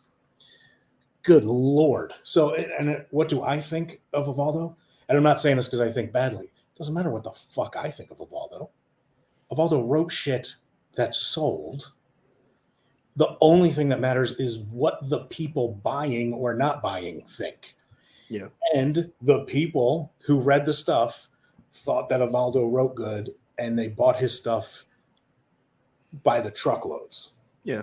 And you know, I'll do even like a little plug. Like, you should check out his book, The 16-Word Sales Letter. I mean, it's got so much gold in there. Like, this is something that drives me nuts about. You'd think marketers would at least get this. Like, marketers who are like, I don't want them to look at other such and such school of thought because, like, they're like, no, read my book, not their book. Like, I have a bookshelf. When I have a topic that I want to read, I read all the books on that topic. Like, because I understand, like, there's this weird dynamic of like, people would be like, would you recommend Evaldo's book? And it's like, yes. you can read 2 books. You can read his book and my book if you want. Like, you can actually do both. I recommend that you do, because he covers things that I do not cover. And what's cool about reading his book is by the time he wrote it, he and I were no longer working together. I was at Wealth Press. And it was like, I remember like working, and he had not yet systematized. He hadn't had this sort of like organization. So I just kept getting like, like you suck. Like I kept getting my ass kicked, and I didn't have like this. But that's what I'm talking about. We talk about the 16-year-olds. They have all this shit has been figured out and organized for them. I didn't have that. You didn't have that. We had copy camp, and they were trying to figure it out, and they did copyboarding, which was like the most. Copyboarding will one day be like the sort of primordial soup, or like the Cro-Magnon version of what copy will become. Like, God, yeah, it's just read the book. It's a cool book. And we'll keep moving on here, because we do have. I think it's really cool. We have all these comments. People are interested in this shit. It's really fucking awesome. KDC likes it. Thanks. He says, I can run a business with a cup of coffee and a dog. Dude, Kyle Coin. Thoughts? Okay. Thoughts on copywriting book Most Great Leads? under-recommended and underappreciated book in all of copy. I honestly think that. I got fucking 2 copies of it right here. No one ever brings that book up when people say, like, what books do you recommend? No one ever brings that up. They always bring up fucking Eugene Schwartz? Yeah, breakthrough advertising or whatever the fuck. No one brings this book up. It is always on my list of get that book. Okay, I'm so glad you say that, because now I can like say something opposite, which is I don't think it's underrated. So I started reading that book in October of 2017 because that's when I started at AF, and they're like, here's the books you got to read. I read the first part of Ready, Fire, Aim, and I stopped reading after 1 million. I think there's a part like 0 to 1 million, 1 to 10, 10 to 100, and then beyond. I only read the part where I was trying to get to 1 million. And then I read Architecture of Persuasion by Michael Masterson, which I do like and I do recommend. To this day, I still have Great Leads on my bookshelf, and I haven't finished it. I, for whatever reason, just couldn't get through it. I don't know why, and I know a lot of people swear by it. Yeah, I love it. I don't know, and I always refer back to it. I was just like, I have a few different books where I always have to just kind of look at things just to make sure I'm not forgetting shit that I'm supposed to know. But so when I say it's like underrated, I don't know if you go on Amazon, it has a bunch of stars, but like, I don't know, it never comes up in the list of like, hey, what books should you read? No one ever talks about it. So that's why I say it's underrated. But okay. I mean, that's fair enough. It could definitely be underrated. But okay. So here's something as a guy who hasn't gone through it. I'm just gonna throw this. I think this might actually be closed right now, but I'm gonna throw it up anyway. I got so many banners over here. Copysquad.net/7 pages. So I do have this program. It's specifically about leads, like the book Great Leads is about. And in Great Leads, he sort of teaches you. It is like 7 different lead styles, right? Like 7 different lead types. And for me, that's too complicated. I need things to be very simple. This is where like people will say to me, they'll be like, like you're creative, or you can do this, or you can do that, and you can do this. And maybe it's imposter syndrome, but for me, I disagree with them every time they say that. It's like, no, I'm not creative. No, I don't have these skills. If you look at like the reality of my systems, I have to boil it down to like kindergarten simplicity. So like 7 pages to 7 figures. Yeah, you'll have to get on a wait list if you want to buy it. But it is a leads course, and it's the same shit. Like I couldn't fucking make heads or tails of fucking breakthrough advertising. It took me like 6 months to read. I can't make heads or tails of most of this fucking shit. So I had to come up with something stupid simple that I could write a lead. And I did this again when I was at Wealth Press. As a copy chief, you get these perks. The perks was I was attached to 7 promos at any given day. I was working on just an insane number of promos. I probably touched somewhere between like 50 and 70 promos in like a year. And so I saw, wait, stop doing all this. These are the things that are common across all the promos. So 7 pages of 7 figures is about all you need are these. There's 5 main things that you need. There's so many numbers, but there's like 5 main things that you got to convey in the first 7 pages. I don't care if it's a secret lead. I don't care if it's a guru lead or a proclamation lead. I don't know any of the prediction lead. Like that got too complicated for me because now I got to learn how to execute each of those leads. So I had to boil it down to where it's like, no, just say these 5 things, just like new, easy, safe, and big for like how to hit the emotions. Like I needed it to be stupid simple. I could do it every time, no matter what we were talking about. Yeah. So that's like my stance on that. I wonder if it's a thing like, you know, while some people are like in school, you might be like math and science might be your thing, or you might suck at it, but like English and I don't know, art class, or like, you know, like your brains are just wired differently. Maybe it could be just that, like your brain's wired differently to, you know, and that's how you approach copy. That's why you approach copy like the way, like we've talked about this a bunch of times. I don't approach copy the way you approach it. You don't approach it the way I approach it. And I fucking, that for me, dude, like, is like my favorite part of our dynamic. So for folks, like you are so polar opposite. Like if we had to label it, I am a blocking and tackling copywriter. So like imagine like football, like for people who know American football, I'm a fundamentals, I'm a sales argument builder. And you can correct me if I'm wrong. You have this fucking idea while taking a shit, and that becomes a whole promo. Like, like you're like a big idea guy. Like, this would be brilliant, you know? Yes, you have like this, some sort of image appears in your brain, and all of a sudden you're writing a promo. Yeah. Like, yes. I'm the opposite. Can't do that shit. Right.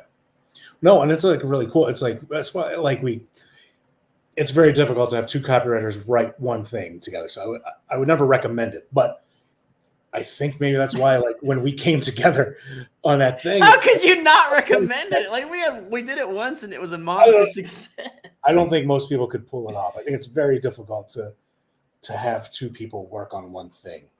But well, there has to be an agreed upon thing. So like when we did do it, there has to be like it can't be parity. It can't be equal. There has to be one dude who has power to override.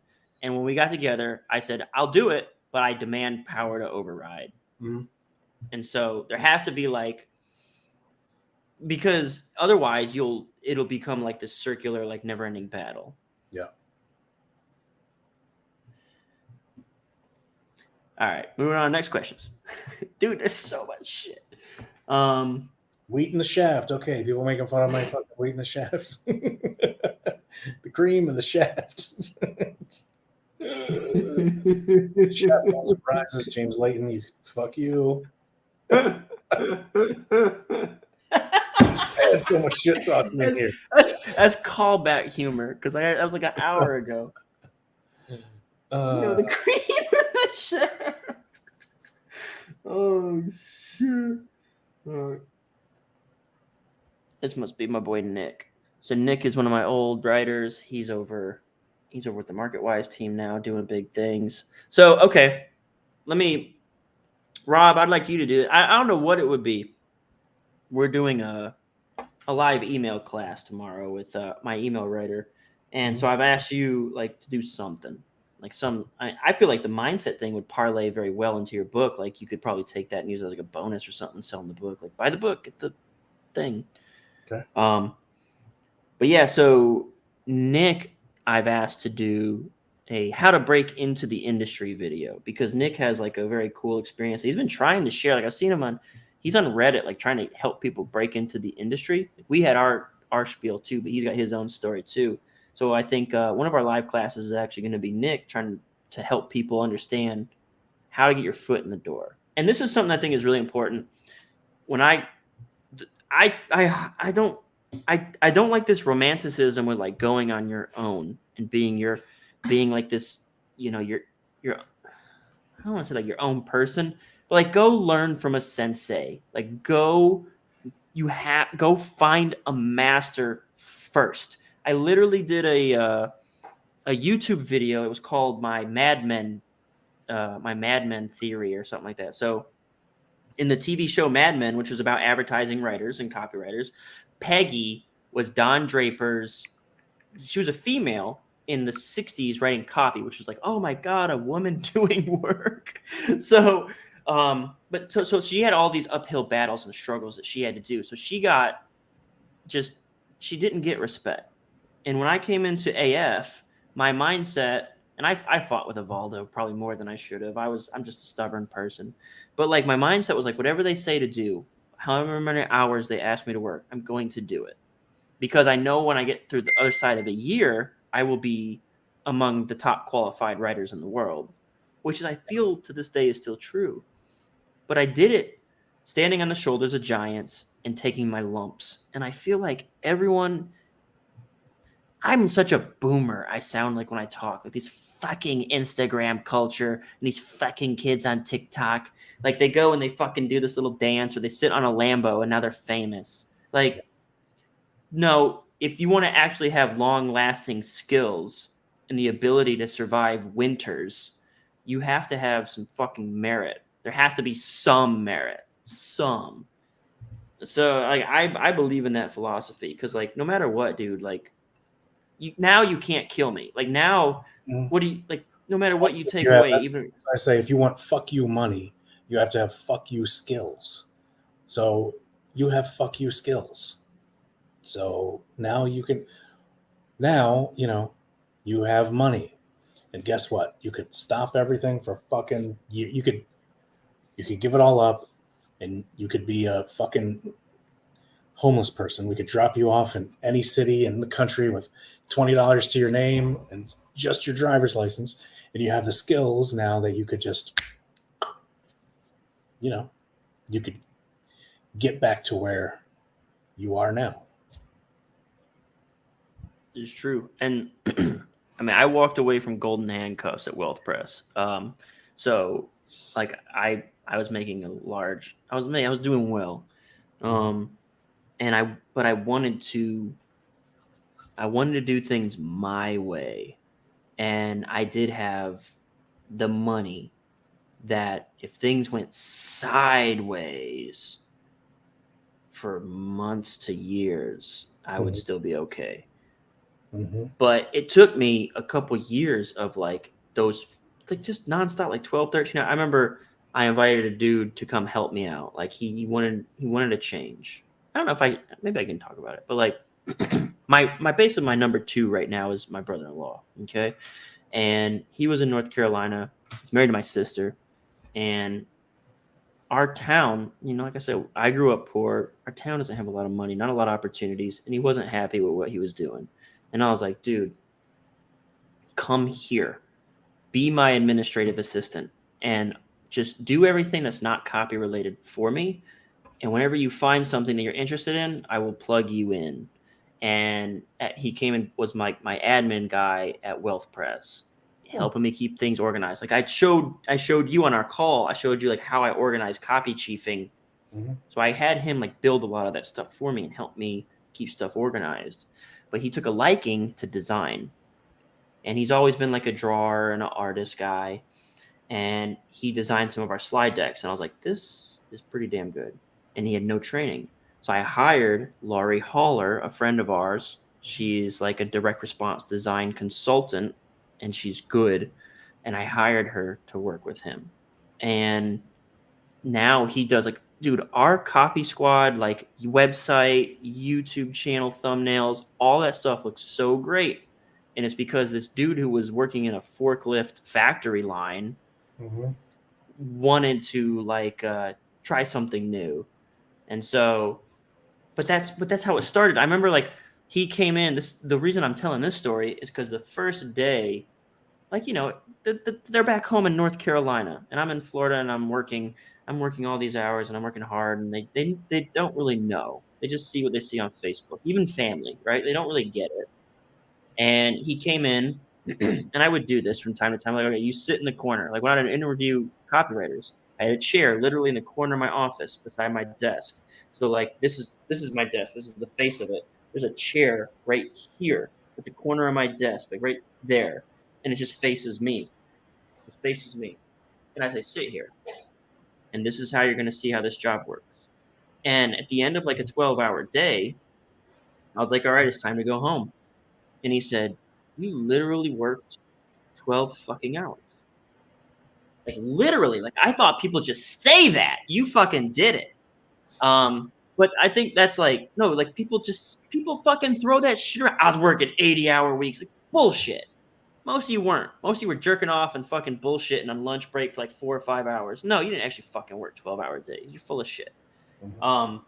But like he came in, he saw it, and that was when I was taking my lumps. And he also in turn, he does that now. He like takes his lumps and he's like been working, and like I don't know. It's like I'm just trying to like get that point across that, dude, like you talk about fuck you money and fuck you skills. And we mentioned this earlier. I said 3 years to world class. I got that from John Rhodes. Like it does take sort of that effort, taking those skills, and and all that comes from me like bitching about kids on TikTok. So I was a rant and a half, dude. I hope it made sense to somebody. It makes sense. But look, I'm looking at these comments, bro. We had Manny in here.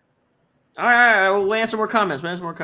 What are the best ways to find high quality prospects? The answer is Rob's already said it. Fuck you skills. Like if you want high quality prospects, you have to be like, you get to a point. Look, let me tell you this. High quality prospects is a relative term, but the highest, you don't get them through fucking cold emails. You get them because they're looking for the highest quality dude or lady. But like, how do I get my clients? It isn't because I dazzled them with my cold email. No, it's because they know my name. Plain and simple. Yep. No, you get a rep. It's like when I went freelance, it's like 8 milliseconds after I went freelance, I was booked up forever. I've got videos on YouTube about how to get copywriting clients with no experience, and one of my videos is literally about that topic. Like I turn away these questions. Like, how do I get my first client? I turn away those questions. I've never done it that way. I've never been a cold email dude. That's not what I do. Like, same thing with Braddock saying. Like, I made a phone call. That's it. That's how I did it. Mm-hmm. I love this. Labels separate us from the enemies. All right, I'm gonna show some Jimmy comments. I mean, most of them are just fucking nonsense. 50% CTR. He must have been talking about your ad for Altucher. This way back. This years ago. Yeah. Who spawns it? No, I'm on a I'm on a text. We're in a text group with me, Scott Sutton, and Jimmy Parent, and like, yeah, sometimes it can get off the fucking rails. If any of those text messages are ever leaked, all three of us can never work in the industry ever again. It can never happen. There's like this flashback to like Rob's like, I would never talk shit about anybody at that company ever. And this like you go in the text messages. It's just like any company, it's clicks and drama and all that bullshit. We bitch. Everybody does it. But you do it like you do it tactfully, quietly to your roommates. Like, god damn it, that motherfucker. Anyway. This is an interesting one. Top 5 copywriting influences. Do you have an answer to this? Does that exist for you? I'll try. Let me try off the top of my head. Top 5. There is a company called Stauer. Stauer. They do costume jewelry for women and like $100 watches that are made to look like Rolexes for men, and they advertise in like magazines. I have a swipe file of probably 50 Stauer ads, and each Stauer ad they'll have like a picture of the thing, of the watch, and then a story. Like it's legit story copywriting every single time.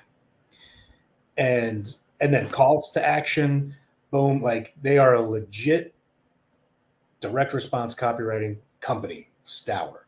When I was locked up in prison, a bunch of magazines getting passed around, I started to notice, man, what is this company in different magazines too? So like National Geographic, then like Scientific American, all these different magazines would have like 2 or 3 full page, full color ads.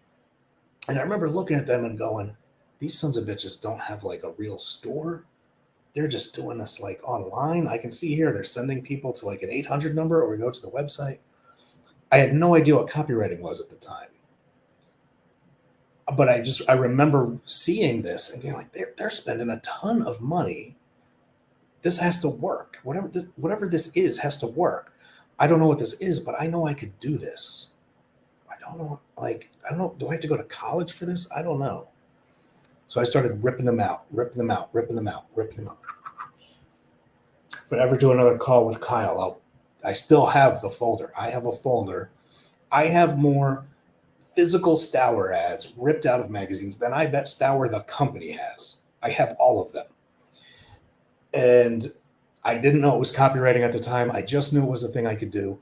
And so I would have to say that they were a huge influence, probably the number one influence. Then it would be Dan Kennedy, then Gary Halbert, then Joe Schrafer, then probably Ryan McGrath. So Stour the company.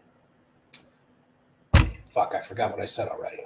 Stour, someone else, Joe Schrafer, Ryan McGrath, whoever was that second one that I forget. We'll have to replay the tape. I can't hear you. Whoops. Okay. You. For me, I mean, obviously Evaldo's a big one. Like Evaldo's number one because he was the person that kind of taught me that data and information isn't exciting. Like I remember this conversation very clearly. In my first promo was for Altucher. It's called the Hottest IPO, and it was about Uber, and I kept wanting to like cite the market cap. I remember I was like, this company's worth something billion, 72 billion or something like that. And Evaldo said that shit sucks. And I was like, no, dude, it's 70 billion. That's a lot of money. He's like, nobody knows what that means and nobody cares.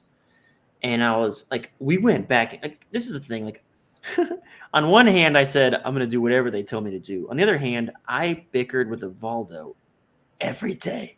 Every fucking day I gave him hell. I don't know why I did. I'm just a fucking asshole like that. But I remember like fighting on this point, like, 70 billion. That's important. I think it might have been Facebook at the time or something before it hit trillion or whatever. And he kept telling me, like, no one gives a shit about that number and no one knows what it means. Like, what does 70 billion mean? Is that good? Is it bad? So there's that plus 10 billion other lessons that he gave me. He also was the person, like in terms of copywriting, like I guess we're talking about fucking words on a page or whatever, but he was also the person that told me, because I was always apologetic when I called him. He would always pick up the phone. I say, hey man, sorry to bother you. I'd say, sorry to bother you about this, but I'm stuck. I'm sorry to bother you about this, but like blah, blah, blah, blah, blah, anything. And he would always say, no man, call me anytime. Mm-hmm. And there are certain things like that, like I said, like Joe Schrafer and the way that he leads companies, the way that Evaldo would talk to me when I would call him and say, and I would be like, I didn't mean to bother you. And he's like, no, dude, call me for anything at any time. Like that. I took that. That's a thing that stuck with me. Just while we're on that topic, I'll tell you another big one that I think that's crucial is I read in the Agora Big Black Book, Mark Ford wrote that he's never heard Bill Bonner give an order. And for folks who don't know, Mark Ford and Bill Bonner basically built the Agora companies. And Bill Bonner is like the dude. He's basically like the godfather. He's basically like, Doug Corleone, he's like that guy. He's like the head dude. And he wrote, and Mark Ford wrote in Agora Big Black Book that he never heard Bill Bonner give an order. He always said, what do you think we should do? And I've tried to carry that into my agency and InfoPub too. Like I try to like beat it into my team. Like whatever you think is best is best. Because they say everyone's full of it. Imposter syndrome and self-doubt and second guessing. And it's like, no, dude, I trust you. And if it doesn't work, we'll just look at the numbers and see, oh, that didn't work. We'll try something different. A lot of my emails, there's a lot of stuff that comes from me with my name that I didn't necessarily write. You won't know which one is me and which one's a team, because there's a lot of stuff that I did write. But I have passed the faith of my name onto my team. That's how much I trust them, and I tell them, like, hey, man, you can do this. You can do it. You can put my name on that. Look, I'm joking about it, but that's actually like a big deal. Yeah. To like let shit go out in your own name that you're not even looking at before it goes out. That's pretty nuts, man. Yeah. Well, I want them to know that I trust them. I think this is a thing that I took from like the leadership that I've worked around. Just the fact that they empower their people. They trust them. I don't believe there's a dude on Facebook that talks about, I met him. He's a cool dude. I can name him. His name's Ed. He talks a lot about Ed Ray, R-E-A-Y. He talks a lot about like his experience working with a well-known copywriting guru, okay?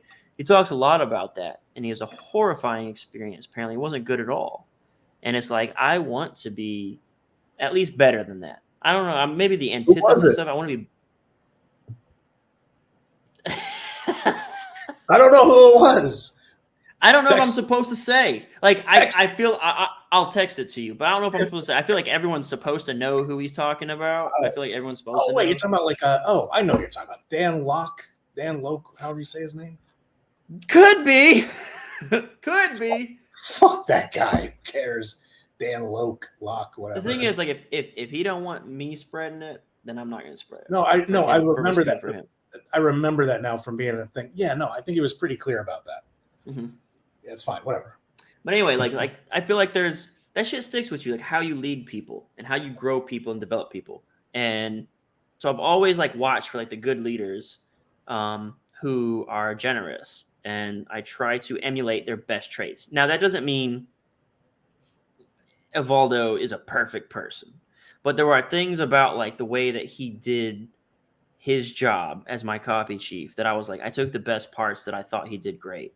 And I tried to emulate those in my own copy. So like in copywriting influences, obviously him, because he was my chief. He's an influence because he influenced every word I wrote, right? It's like a black and white influence.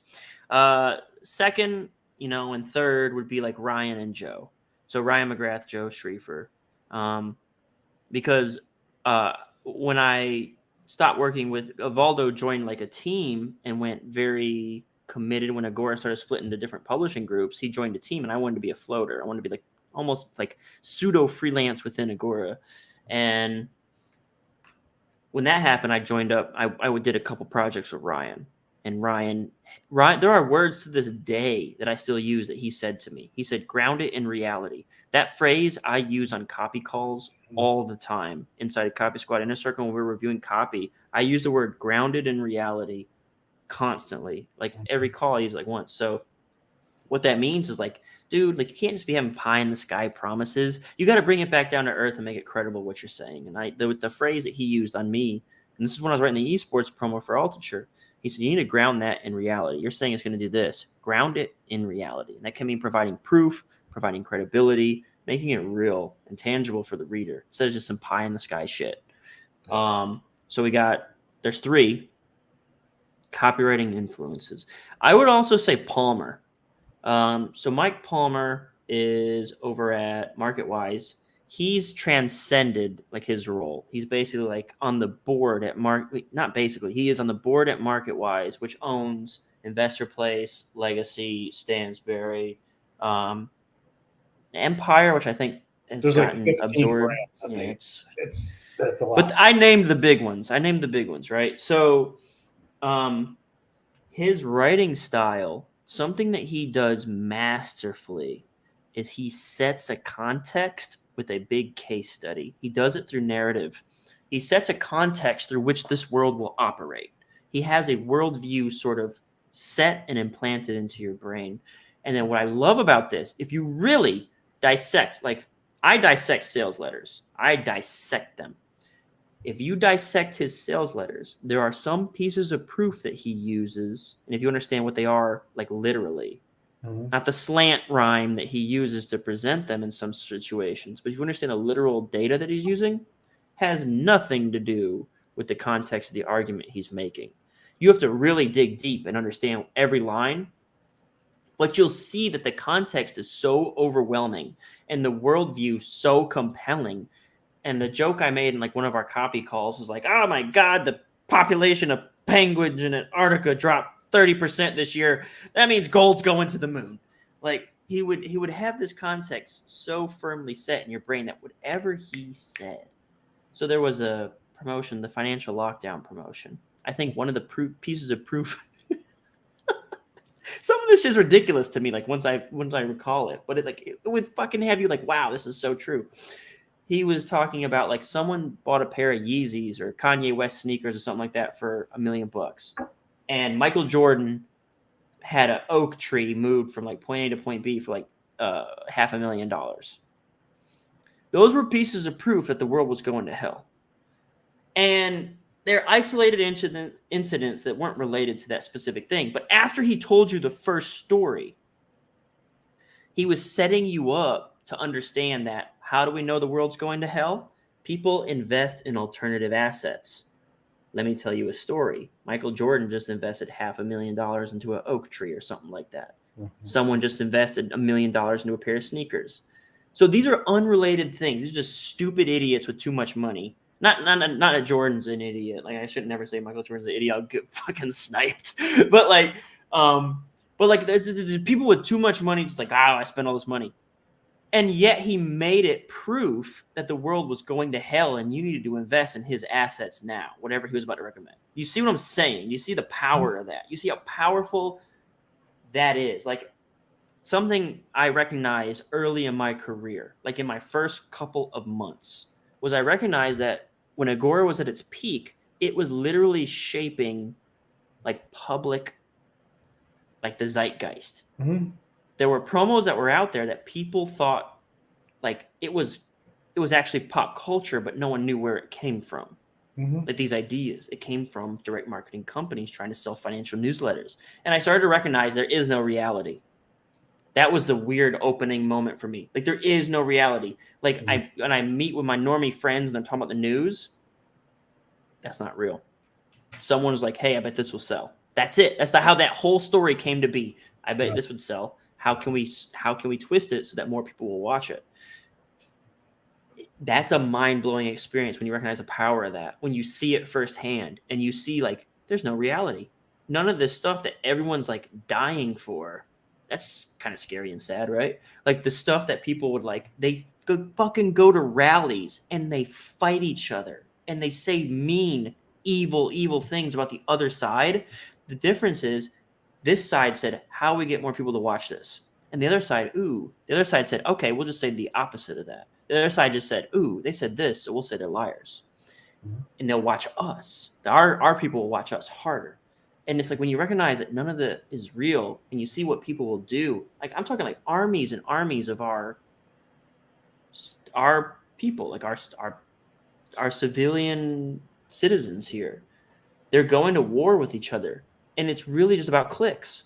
It's all for clicks. And it's like, dude, that's why I don't get into these scraps. That's why I don't throw shade online. Most of it's fake. Like this idea of fake news is all of it's fake news. It's all whatever will get the most clicks. Propaganda, baby. Propaganda. So recognizing that was a wild thing. And I recognize that some of these big companies, billion-dollar companies, direct response marketing companies are I was in the room when that idea came to pass. That became part of the popular culture narrative. I was in the room when someone said, "Hey, this was sell newsletters." Like, that's it. That's all. That's how like a war started. Like, I bet this was sell newsletters. Right. So that's craziness. That's a mindset shifter.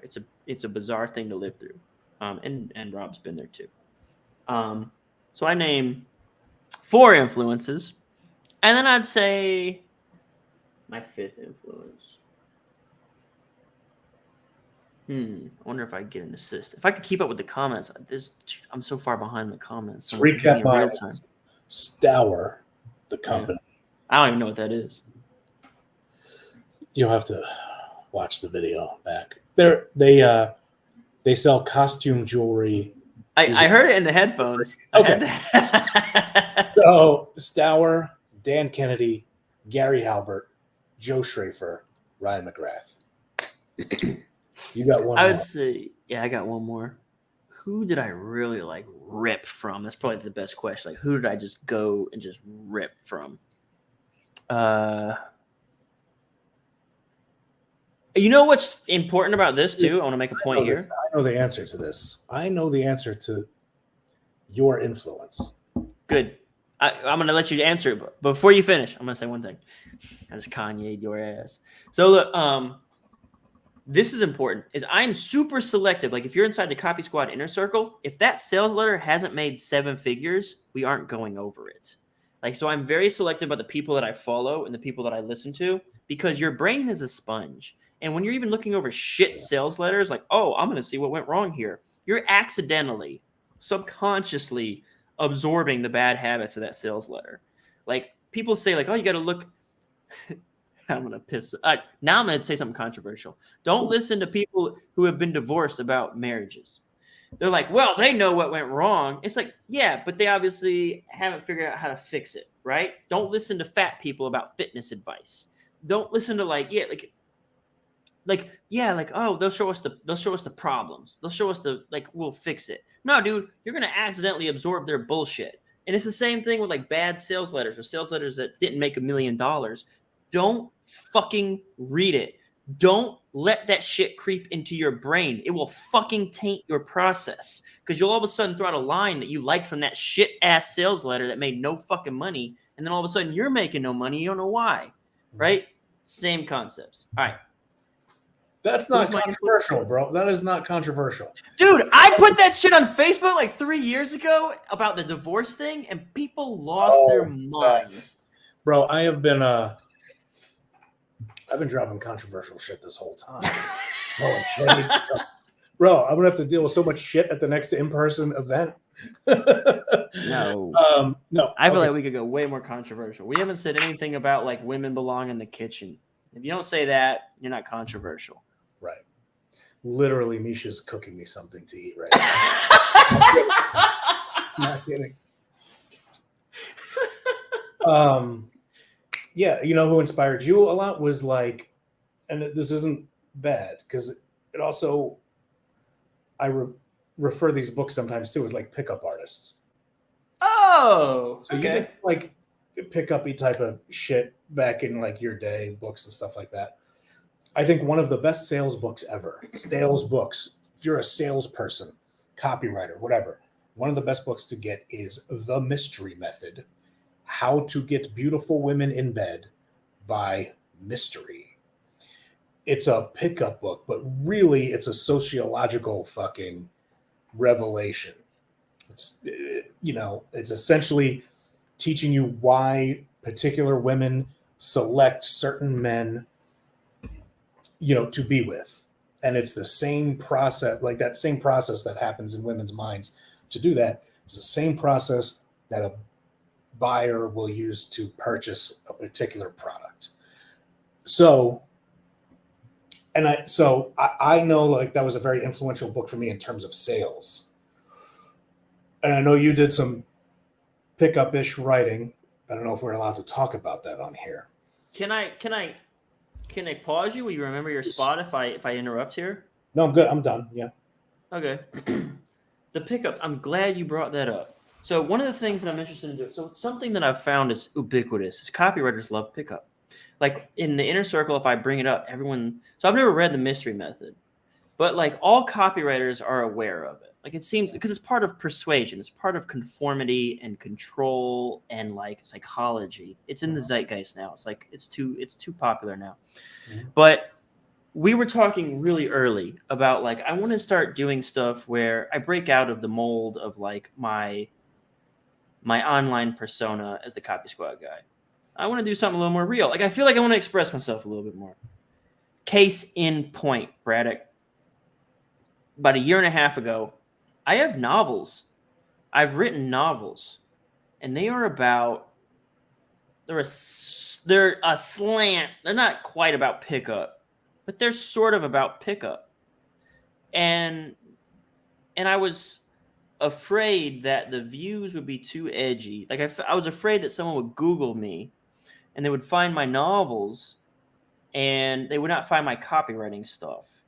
And I was afraid that my novels would be either too edgy, too revealing, too over the top because they were about sex and dating and that kind of stuff. And so I removed them from the internet like a year and a half ago, I think.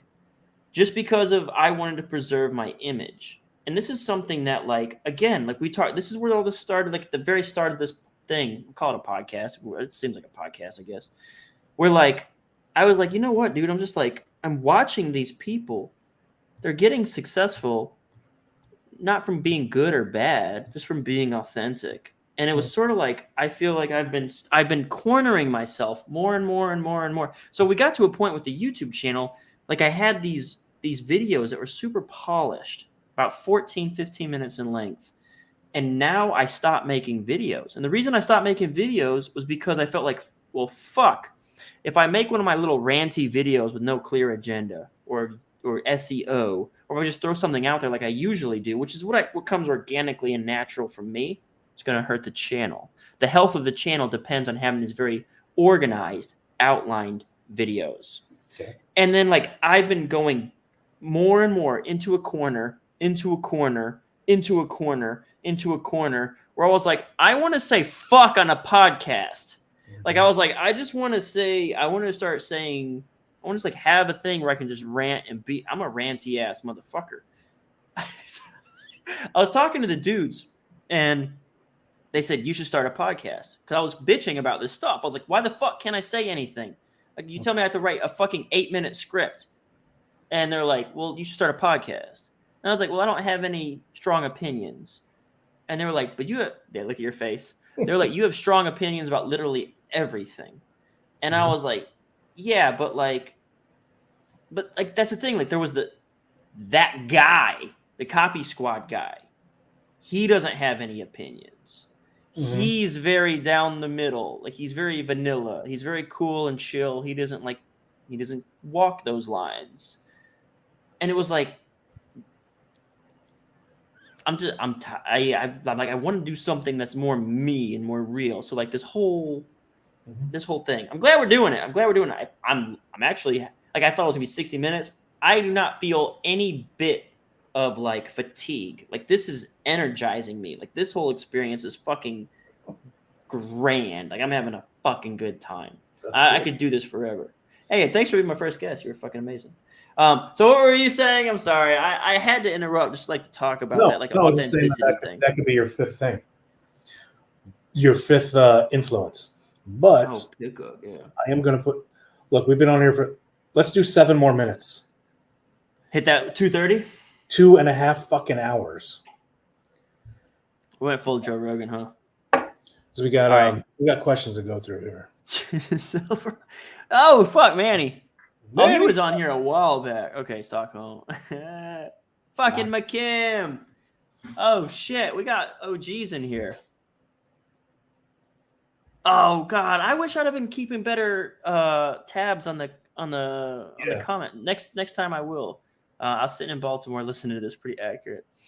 I remember being told my copy sucks by Carlene Cole. She told me my copy should never be boring. And I still remember that lesson. Oh, yeah.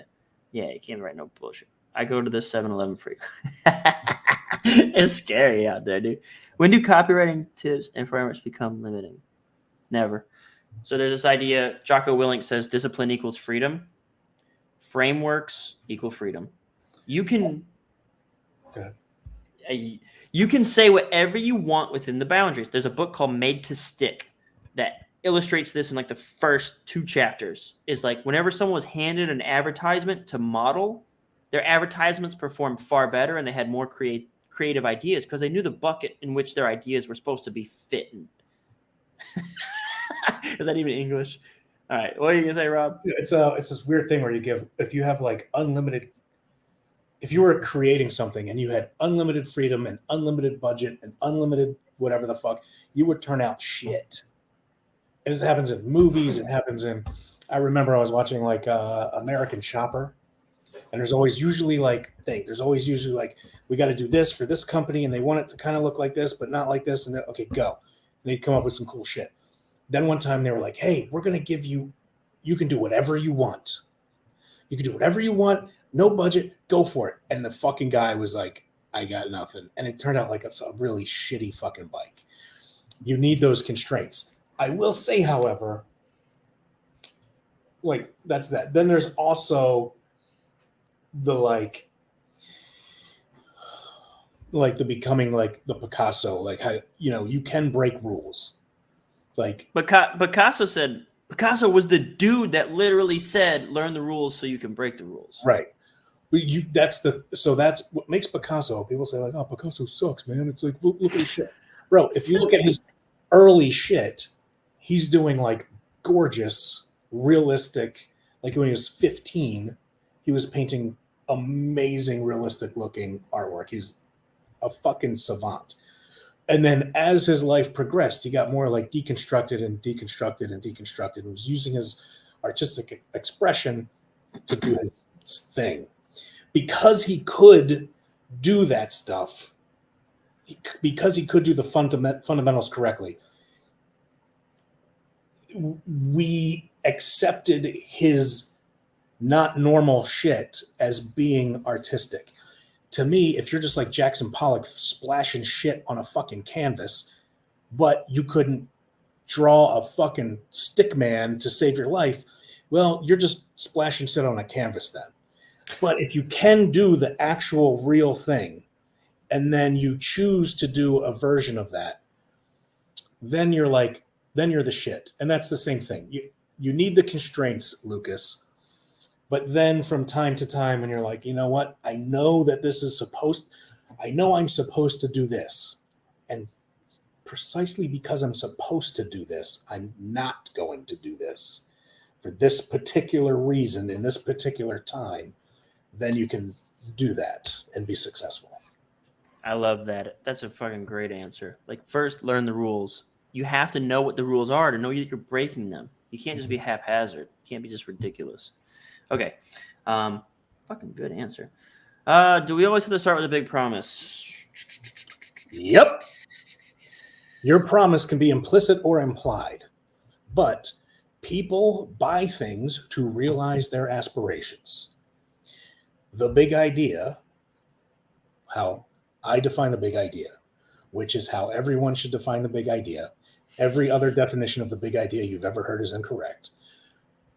What a big idea is a promise to the reader, either implied or implicit, that what you have can help them realize their aspirations, said in a way they've never heard before.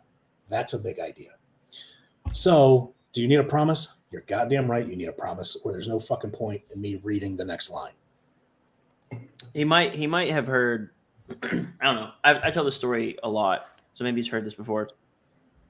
You mother. So you and Lynch did a copywriting competition, and then you dumped it on me. You asked everyone to submit their copy, and then you would pick a winner. Except I ended up having to pick the winner. So you know how I picked the fucking winner? If you didn't have a fucking what's in it for me in the first 4 lines, you were getting axed. When I got done with 82 submissions, I had two guys that did it in the first 4 lines. So I went back through and I looked who had a what's in it for me in the first 5 lines. And that guy became 3rd place. I don't give a shit. Like if you won't This is people who write this flowery fucking like Dear Diary bullshit. You're not a copywriter. This is not what we're here to do. There is a fucking mission attached to this, like an Apollo mission, like going to the fucking moon. Whenever you're gonna design a rocket to get to the moon, you're not gonna fucking come up with like this weird, like, hey, let's go to the moon in a way no one's. Oh, get to the moon. Like, this is the way to get to the moon. This is how you got to get into orbit. This is how you got to break through the gravitational pull and get out there and do the thing. There's rules to this shit. And the first one is, what's in it for me? And like Braddock said, it can be implied or it could be explicit. You could say, I can give you a bunch of money. Or you can say, implied, you could say something along the lines of like, this guy has predicted the last 400 market recoveries in the history of market recoveries. And if we're in a dip, that's a relevant promise. It's implied, but it's like, we're in a dip. We need to know when the market recovery is coming. This guy's done it. All that shit's imbued in that. But I know that's a thing that I care about. People, in my book, Take Their Money, I have a section about people who believe that intrigue will get people like, oh, this is a topic they care about, so they'll read this. No, you can't just go on a story. Is that Poor Man's Intrigue? It's close. Poor Man's Intrigue, where you talk so vague, just using like this, them, that, they, and there's no. This is one of your, like I said, how you have a label for everything, which is great, right? But no, Poor Man's Intrigue. Okay, I know. Okay. Poor Man's Intrigue is where you're trying to build intrigue, but you don't give me any breadcrumbs. You just use words like this. This is the way to money, and it's like, I'm not clicking that. But if you would say something like, Biden's latest announcement is going to make heads roll, that's intrigue. What is the announcement? Now I want to know. Click here to understand this announcement. Now I care. It's a very good analogy you just used. However, we never landed on the moon, actually.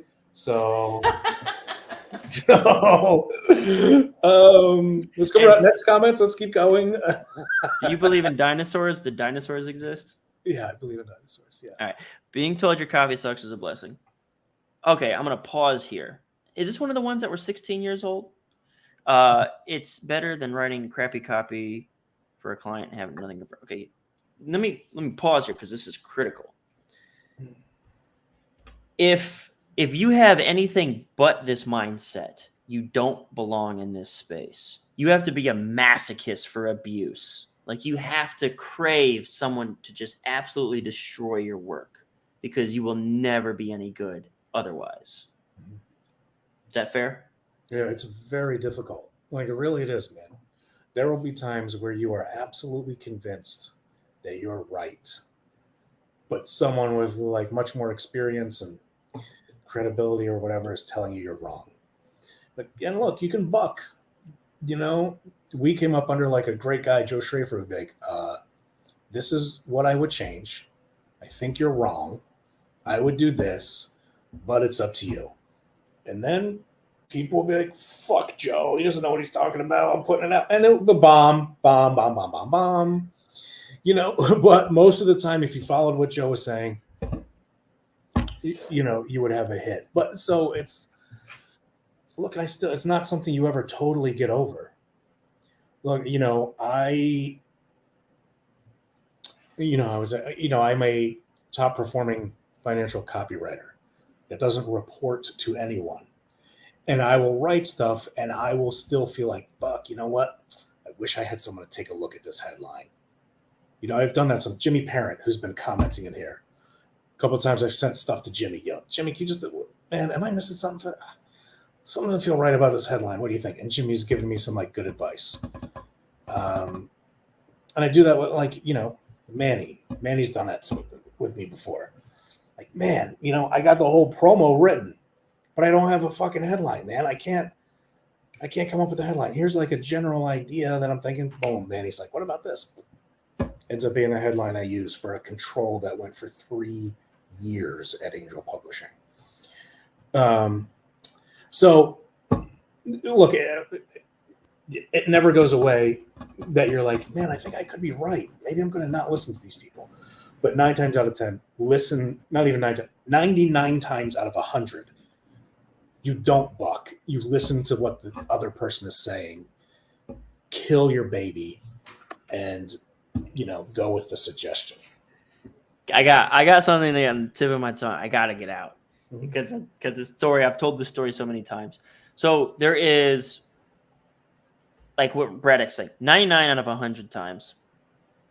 Yeah, you listen to people with more experience.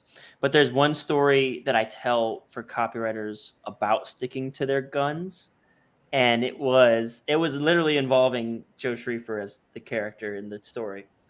When we wrote the promo, when we wrote Trump bonus checks. Bro, to interrupt bro, I was going through all my shit the other day, and I came across our conversation where, like, you say to me, Joe says we should do this, but I don't want to do it. I don't remember exactly what Joe was telling us to do, but I remember you said, "Nah, man, I don't think we should do it." Is that when you were going? What you were going? Yeah. Okay. Yeah. Dude, I'm so glad you said that here on recording because I've told this story 100 times, and now I've got proof. I got it in my email somewhere or something. Yeah, I'll find it. Oh man, and again, like I'm with you. Like I respect the greats, and I try to take their advice when it makes sense. But so there's a lot of this is a good valuable lesson for copywriters. There's a lesson that I talk about the cooks in the kitchen, and so copywriters complain there's too many cooks in the kitchen, and I say to them, well, this is like, let's talk about Carl Jung embracing your shadow self. I'm like, dude, you have to embrace the cooks in the kitchen. Here's what you do. You understand your through line. You understand your golden thread. You understand the soul of your promo, what you're trying to convince the reader of. Let everybody in the kitchen, send it to everybody and take all their advice. Then sift through it and see what actually adds to that main idea, that main line, that main blah, blah, blah, blah, blah. And at that point, discard everything else. So be happy for the cooks in the kitchen and hope that you get one or two nuggets and reject the rest. And I tell the story because I told them this story.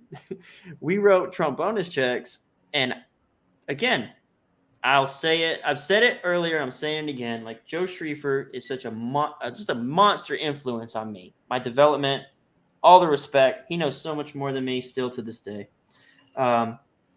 But he left one comment on our promo. He said, I think you have to explain to them what Trump bonus checks actually are, i.e. reveal these very specific stocks and what they blah, blah, blah. Get literal. He said, here's where you need to reveal the literal blah, blah, blah, blah, blah information. Explain it. And I said to you, nah, we're not going to do that. We're not going to explain shit. And we didn't. And it was really successful. And I use that as a case study to tell a lot of copywriters. So earlier you said, don't ask for permission, just do it. It's the same thing. I've had YouTube videos that I've made in the past where I'm like, bro, if you have an idea, dude, you just got to write it. Like, don't seek permission. Don't look for someone to support rah-rah your shit because they probably won't. Like most people, when something's presented to them, they're doing it with good intent. They're trying to figure out what's wrong with it so they can help you. Mm-hmm. You have to, before any of that shit happens, get moving, get rolling, taking action. Just fucking do it. So I am so happy that you said that, though, because that's a story that I've told 1,000 times. That's true. And now there's some fucking truth to it. It's true. I might be able to find the actual conversation. I might not have, in my youth, 4 or 5 years ago, I wasn't as respectful as I am now. I probably said, fuck that shit or something like that. So if they don't pull the email, let's just let the story be the story. Got it.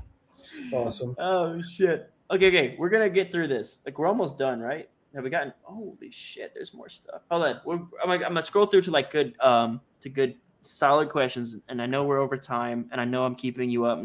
Dude, I have a meeting at 9:30 with a client, which is, I hate meetings before 11 a.m. And I'm doing this. I'm drinking a lot of whiskey. This is my 4th glass. You're Irish. I won't even know in the morning. Yeah, it's another day. Boys, I've heard this before for the audience. Lucas, real quick. First of all, 2 things. One, it's the 500th time you've written a promo, and it could be the first time that person is reading a promo. That's like a big thing there. The other thing is, yeah, a lot of times you'll do shit that I've heard before. That's why when Papa Rob Suave was giving you the fucking definition of a big idea, I said a promise to the reader, implied or implicit, that what you have will help them realize. You said implied or explicit. Explicit. Yeah. Said in a way that they've never heard before. That's said in a way they've never heard before. So there you go. Do that, and this won't come up again. Next, I should fucking start grabbing YouTube links. But I have a video. Someone said like, why don't if new is so important, new, easy, safe, and big. If new is so important, why do all the charts just go up and to the right? And I'm like, the result never changes. The result is always promised. If you want to get 6-pack abs, you always want to get 6-pack abs. The way you get there is always different. That's what's different. The promise of how we're going to achieve bajillions of dollars. When you say things like unique mechanism, unique and new are sometimes, most of the time, synonymous. Shout out to Rodney, though. Rodney, for the promo he wrote for you guys? Oh, just saying shout out. What up? Shout out. So Rodney worked as a junior for me at Wealth Press, moved to staff. I went and started the agency. I'm pretty sure he's basically a chief now at Wealth Press. He wrote a promo for me. He's wrote a bunch of promos for me. He wrote one for Braddock. Cool guy. Has a cool beard. All right. What's the book called? I missed it. Great leads. It's the next comment. Is that what we're talking about? Oh, cool. Oh, shit. We just fucking marked it up like a copy breakdown. Must have been great leads. Oh, what you guys think of the boron letters? If you don't read the boron letters, I think you're a fucking idiot. I was going to say the R word. Don't say the R word. Bond Halbert and his brother. I've never met his brother. I can't remember his name. But Bond Halbert, Gary Halbert's son, puts, I don't know, 90% of the stuff that his father, Gary Halbert, ever did, he puts it up for free online. You're insane if you don't read that shit. So the Boron Letters is a book you can buy. It's what Gary wrote to Bond when Gary was in prison. It's like the compilation of the letters, essentially, if I die, I want to get all of my information that I've ever learned to you, son. And now, you have access to that information. You're insane if you don't read it. You have to read it. Cool. On that note, I feel like maybe I should go back and reread it, because maybe now it have new meaning. Because when I read it, it didn't mean anything to me. And this is before I knew what copy was, so it didn't mean. Manny said the same thing to me about one of Scientific Advertising or one of those books. Where you should go back and read all of the books that we read when we first started, because it's we didn't know what the fuck we were reading then. Right. So I should probably go back and check out the Born Letter. Shout out to my man Derek. If it's in Take top Their 3. Money is in your top 3, you have only read 3 copywriting books in your life. What the fuck? I mean, come on, Kyle. Top 3 of all times? Kyle. It's pretty Kyle good. Is Take Their Money in the top 3 of copywriting books in the history of copywriting. Until I write the next book, maybe. Confidence. Okay. I believe so. The reason I think it's a powerful book is because it answers the questions I wish someone would have answered for me, which is this shit drives me fucking nuts. This idea of you need to trigger their emotions. That shit drives me nuts. If you want to talk about pickup, okay? Pickup and guys and girls and all that shit. They always say you need to take her on an emotional roller coaster. You need to trigger her emotions. Okay. What the fuck does that mean? And that's always the question. Don't say that stupid shit, that platitude that anyone could fucking say. Of course you need to take them on. So it was always the same in copy. It was well, you got to trigger their emotions. And that was where every armchair copywriter would leave it. And that fucking infuriated me. That was my key number one. Why do you keep saying that? Why don't you tell me how to do it? And so I got so frustrated, I wrote a book. Like, I was like, this is bullshit. No one would just fucking tell me how to do this. So I found out there's only 4, and there's a way you can boost them. And I made a book about it. And like, I feel like that's one of those things, like, once you know that, you can start weaving in all, like, you can do all the other crazy, like, structural, tactical stuff.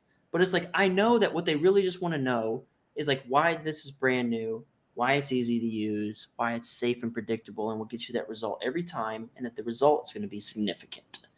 Now I have a basis to start from. Mm-hmm.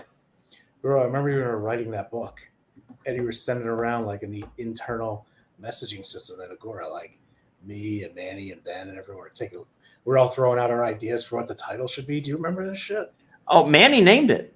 Did Manny come up with the name? No shit. Man, because my first title was. I told you he's done a headline for me before that ended up being a fucking 3-year control.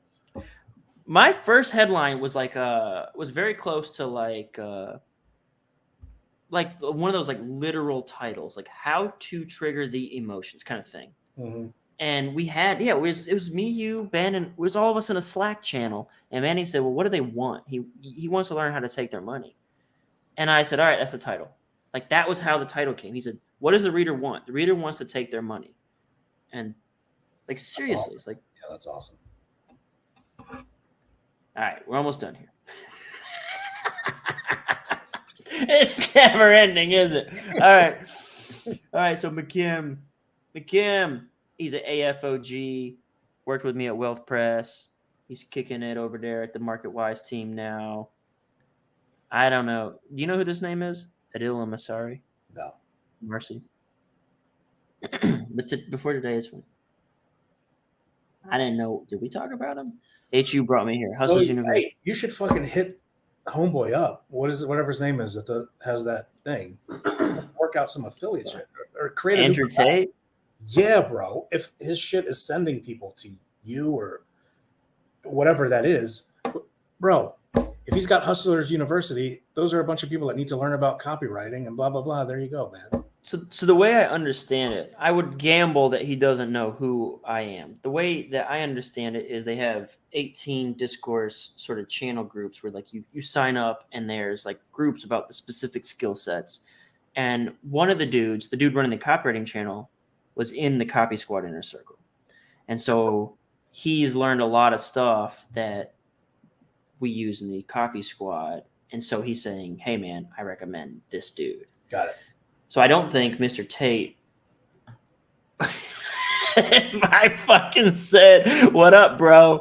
I think he'd be like, he's got like a hybrid British accent, and I'm not good at accents, but it would basically like, who the fuck are you? Probably be the response. What one piece of copy do you wish you had written for someone else?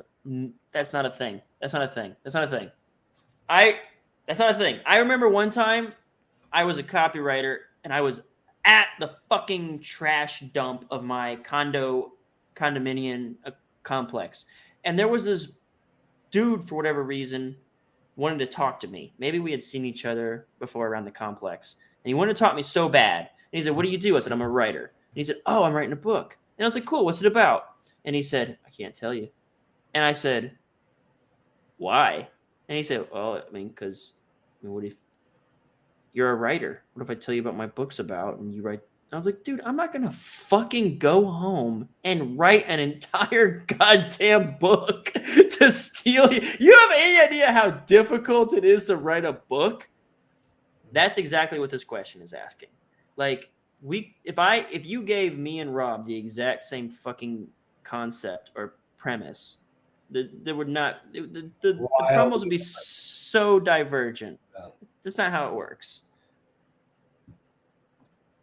It's just your green is showing here. Your green is showing here. That was a bit when we were talking about how people like make shit happen in the world. Prospecting for clients, to figuring out flow prospect. Dude, check out the earlier minutes of the fucking shit. Dude, is this like going on forever? Do you see any comments specifically that you want to address? Because it does kind of seem to keep going.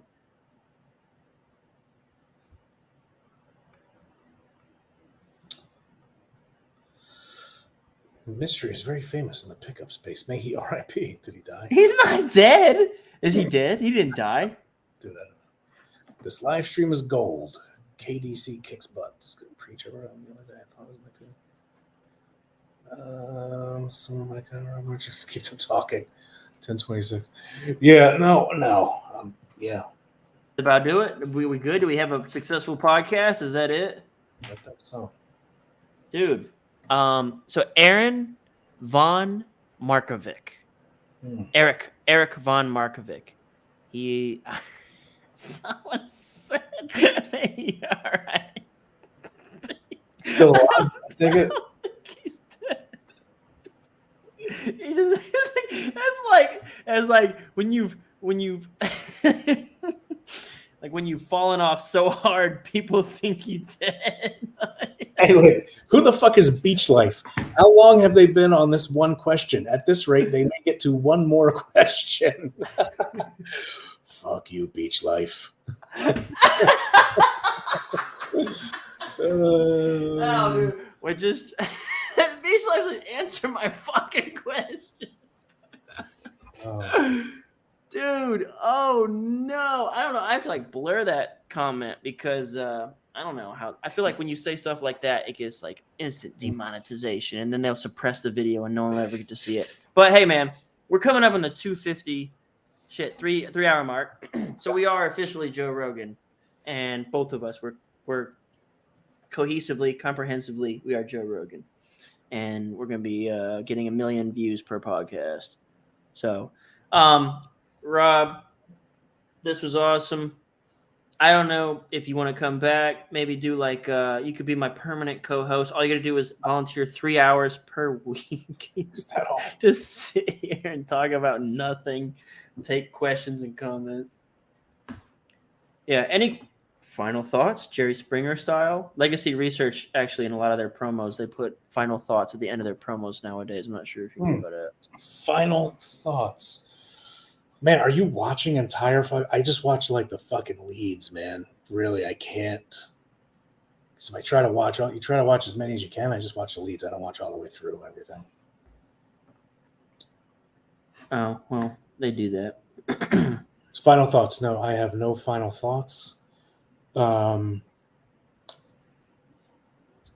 It's out there for the taking if you fucking want to take it. So just fucking take it. That's pretty baller. So we'll be I'll be doing more of these. I think I might try to do like one of these. Maybe I don't know if there'll be 3 hours every time. Me and Rob are boys, so it could go 6 hours if it wasn't already so late. But hopefully I can get an hour out of like some top dogs. Like so Todd. You guys know Todd Brown. Todd Brown's agreed to do one. You guys know Todd Brown? Excuse me while I name drop Todd Brown. Oh, Todd Brown. So yeah, I know Todd's one of the biggest names in the fucking game, dude. You'd be surprised. A lot of like the young guns don't know. Like the people who are like following the Hustlers University and the Andrew Tates, like they don't know who that guy is. So he's gonna do one of these, and I'm trying to gather like more like OGs and like people with skin in the game, like experience, like just like because I'm the anti-Facebook grouper, like of like all because the anti like you get these groups of people who have never made a dollar giving advice, shelling advice from like things that they read somewhere. It's just like it frustrates me because I read it, you can see it. I can see the green on some people, like when they talk. Real game recognized game in this shit, dude. Like. Okay, well, the sign-off goes like this. I'll school you on this. Well, that's been a great time. I hope you guys enjoyed it. I hope you took something away. I hope you learned something. Thanks so much for tuning in. Peace out, Copy Squad. There you go. I don't know how to end this. All right, there we go. Peace.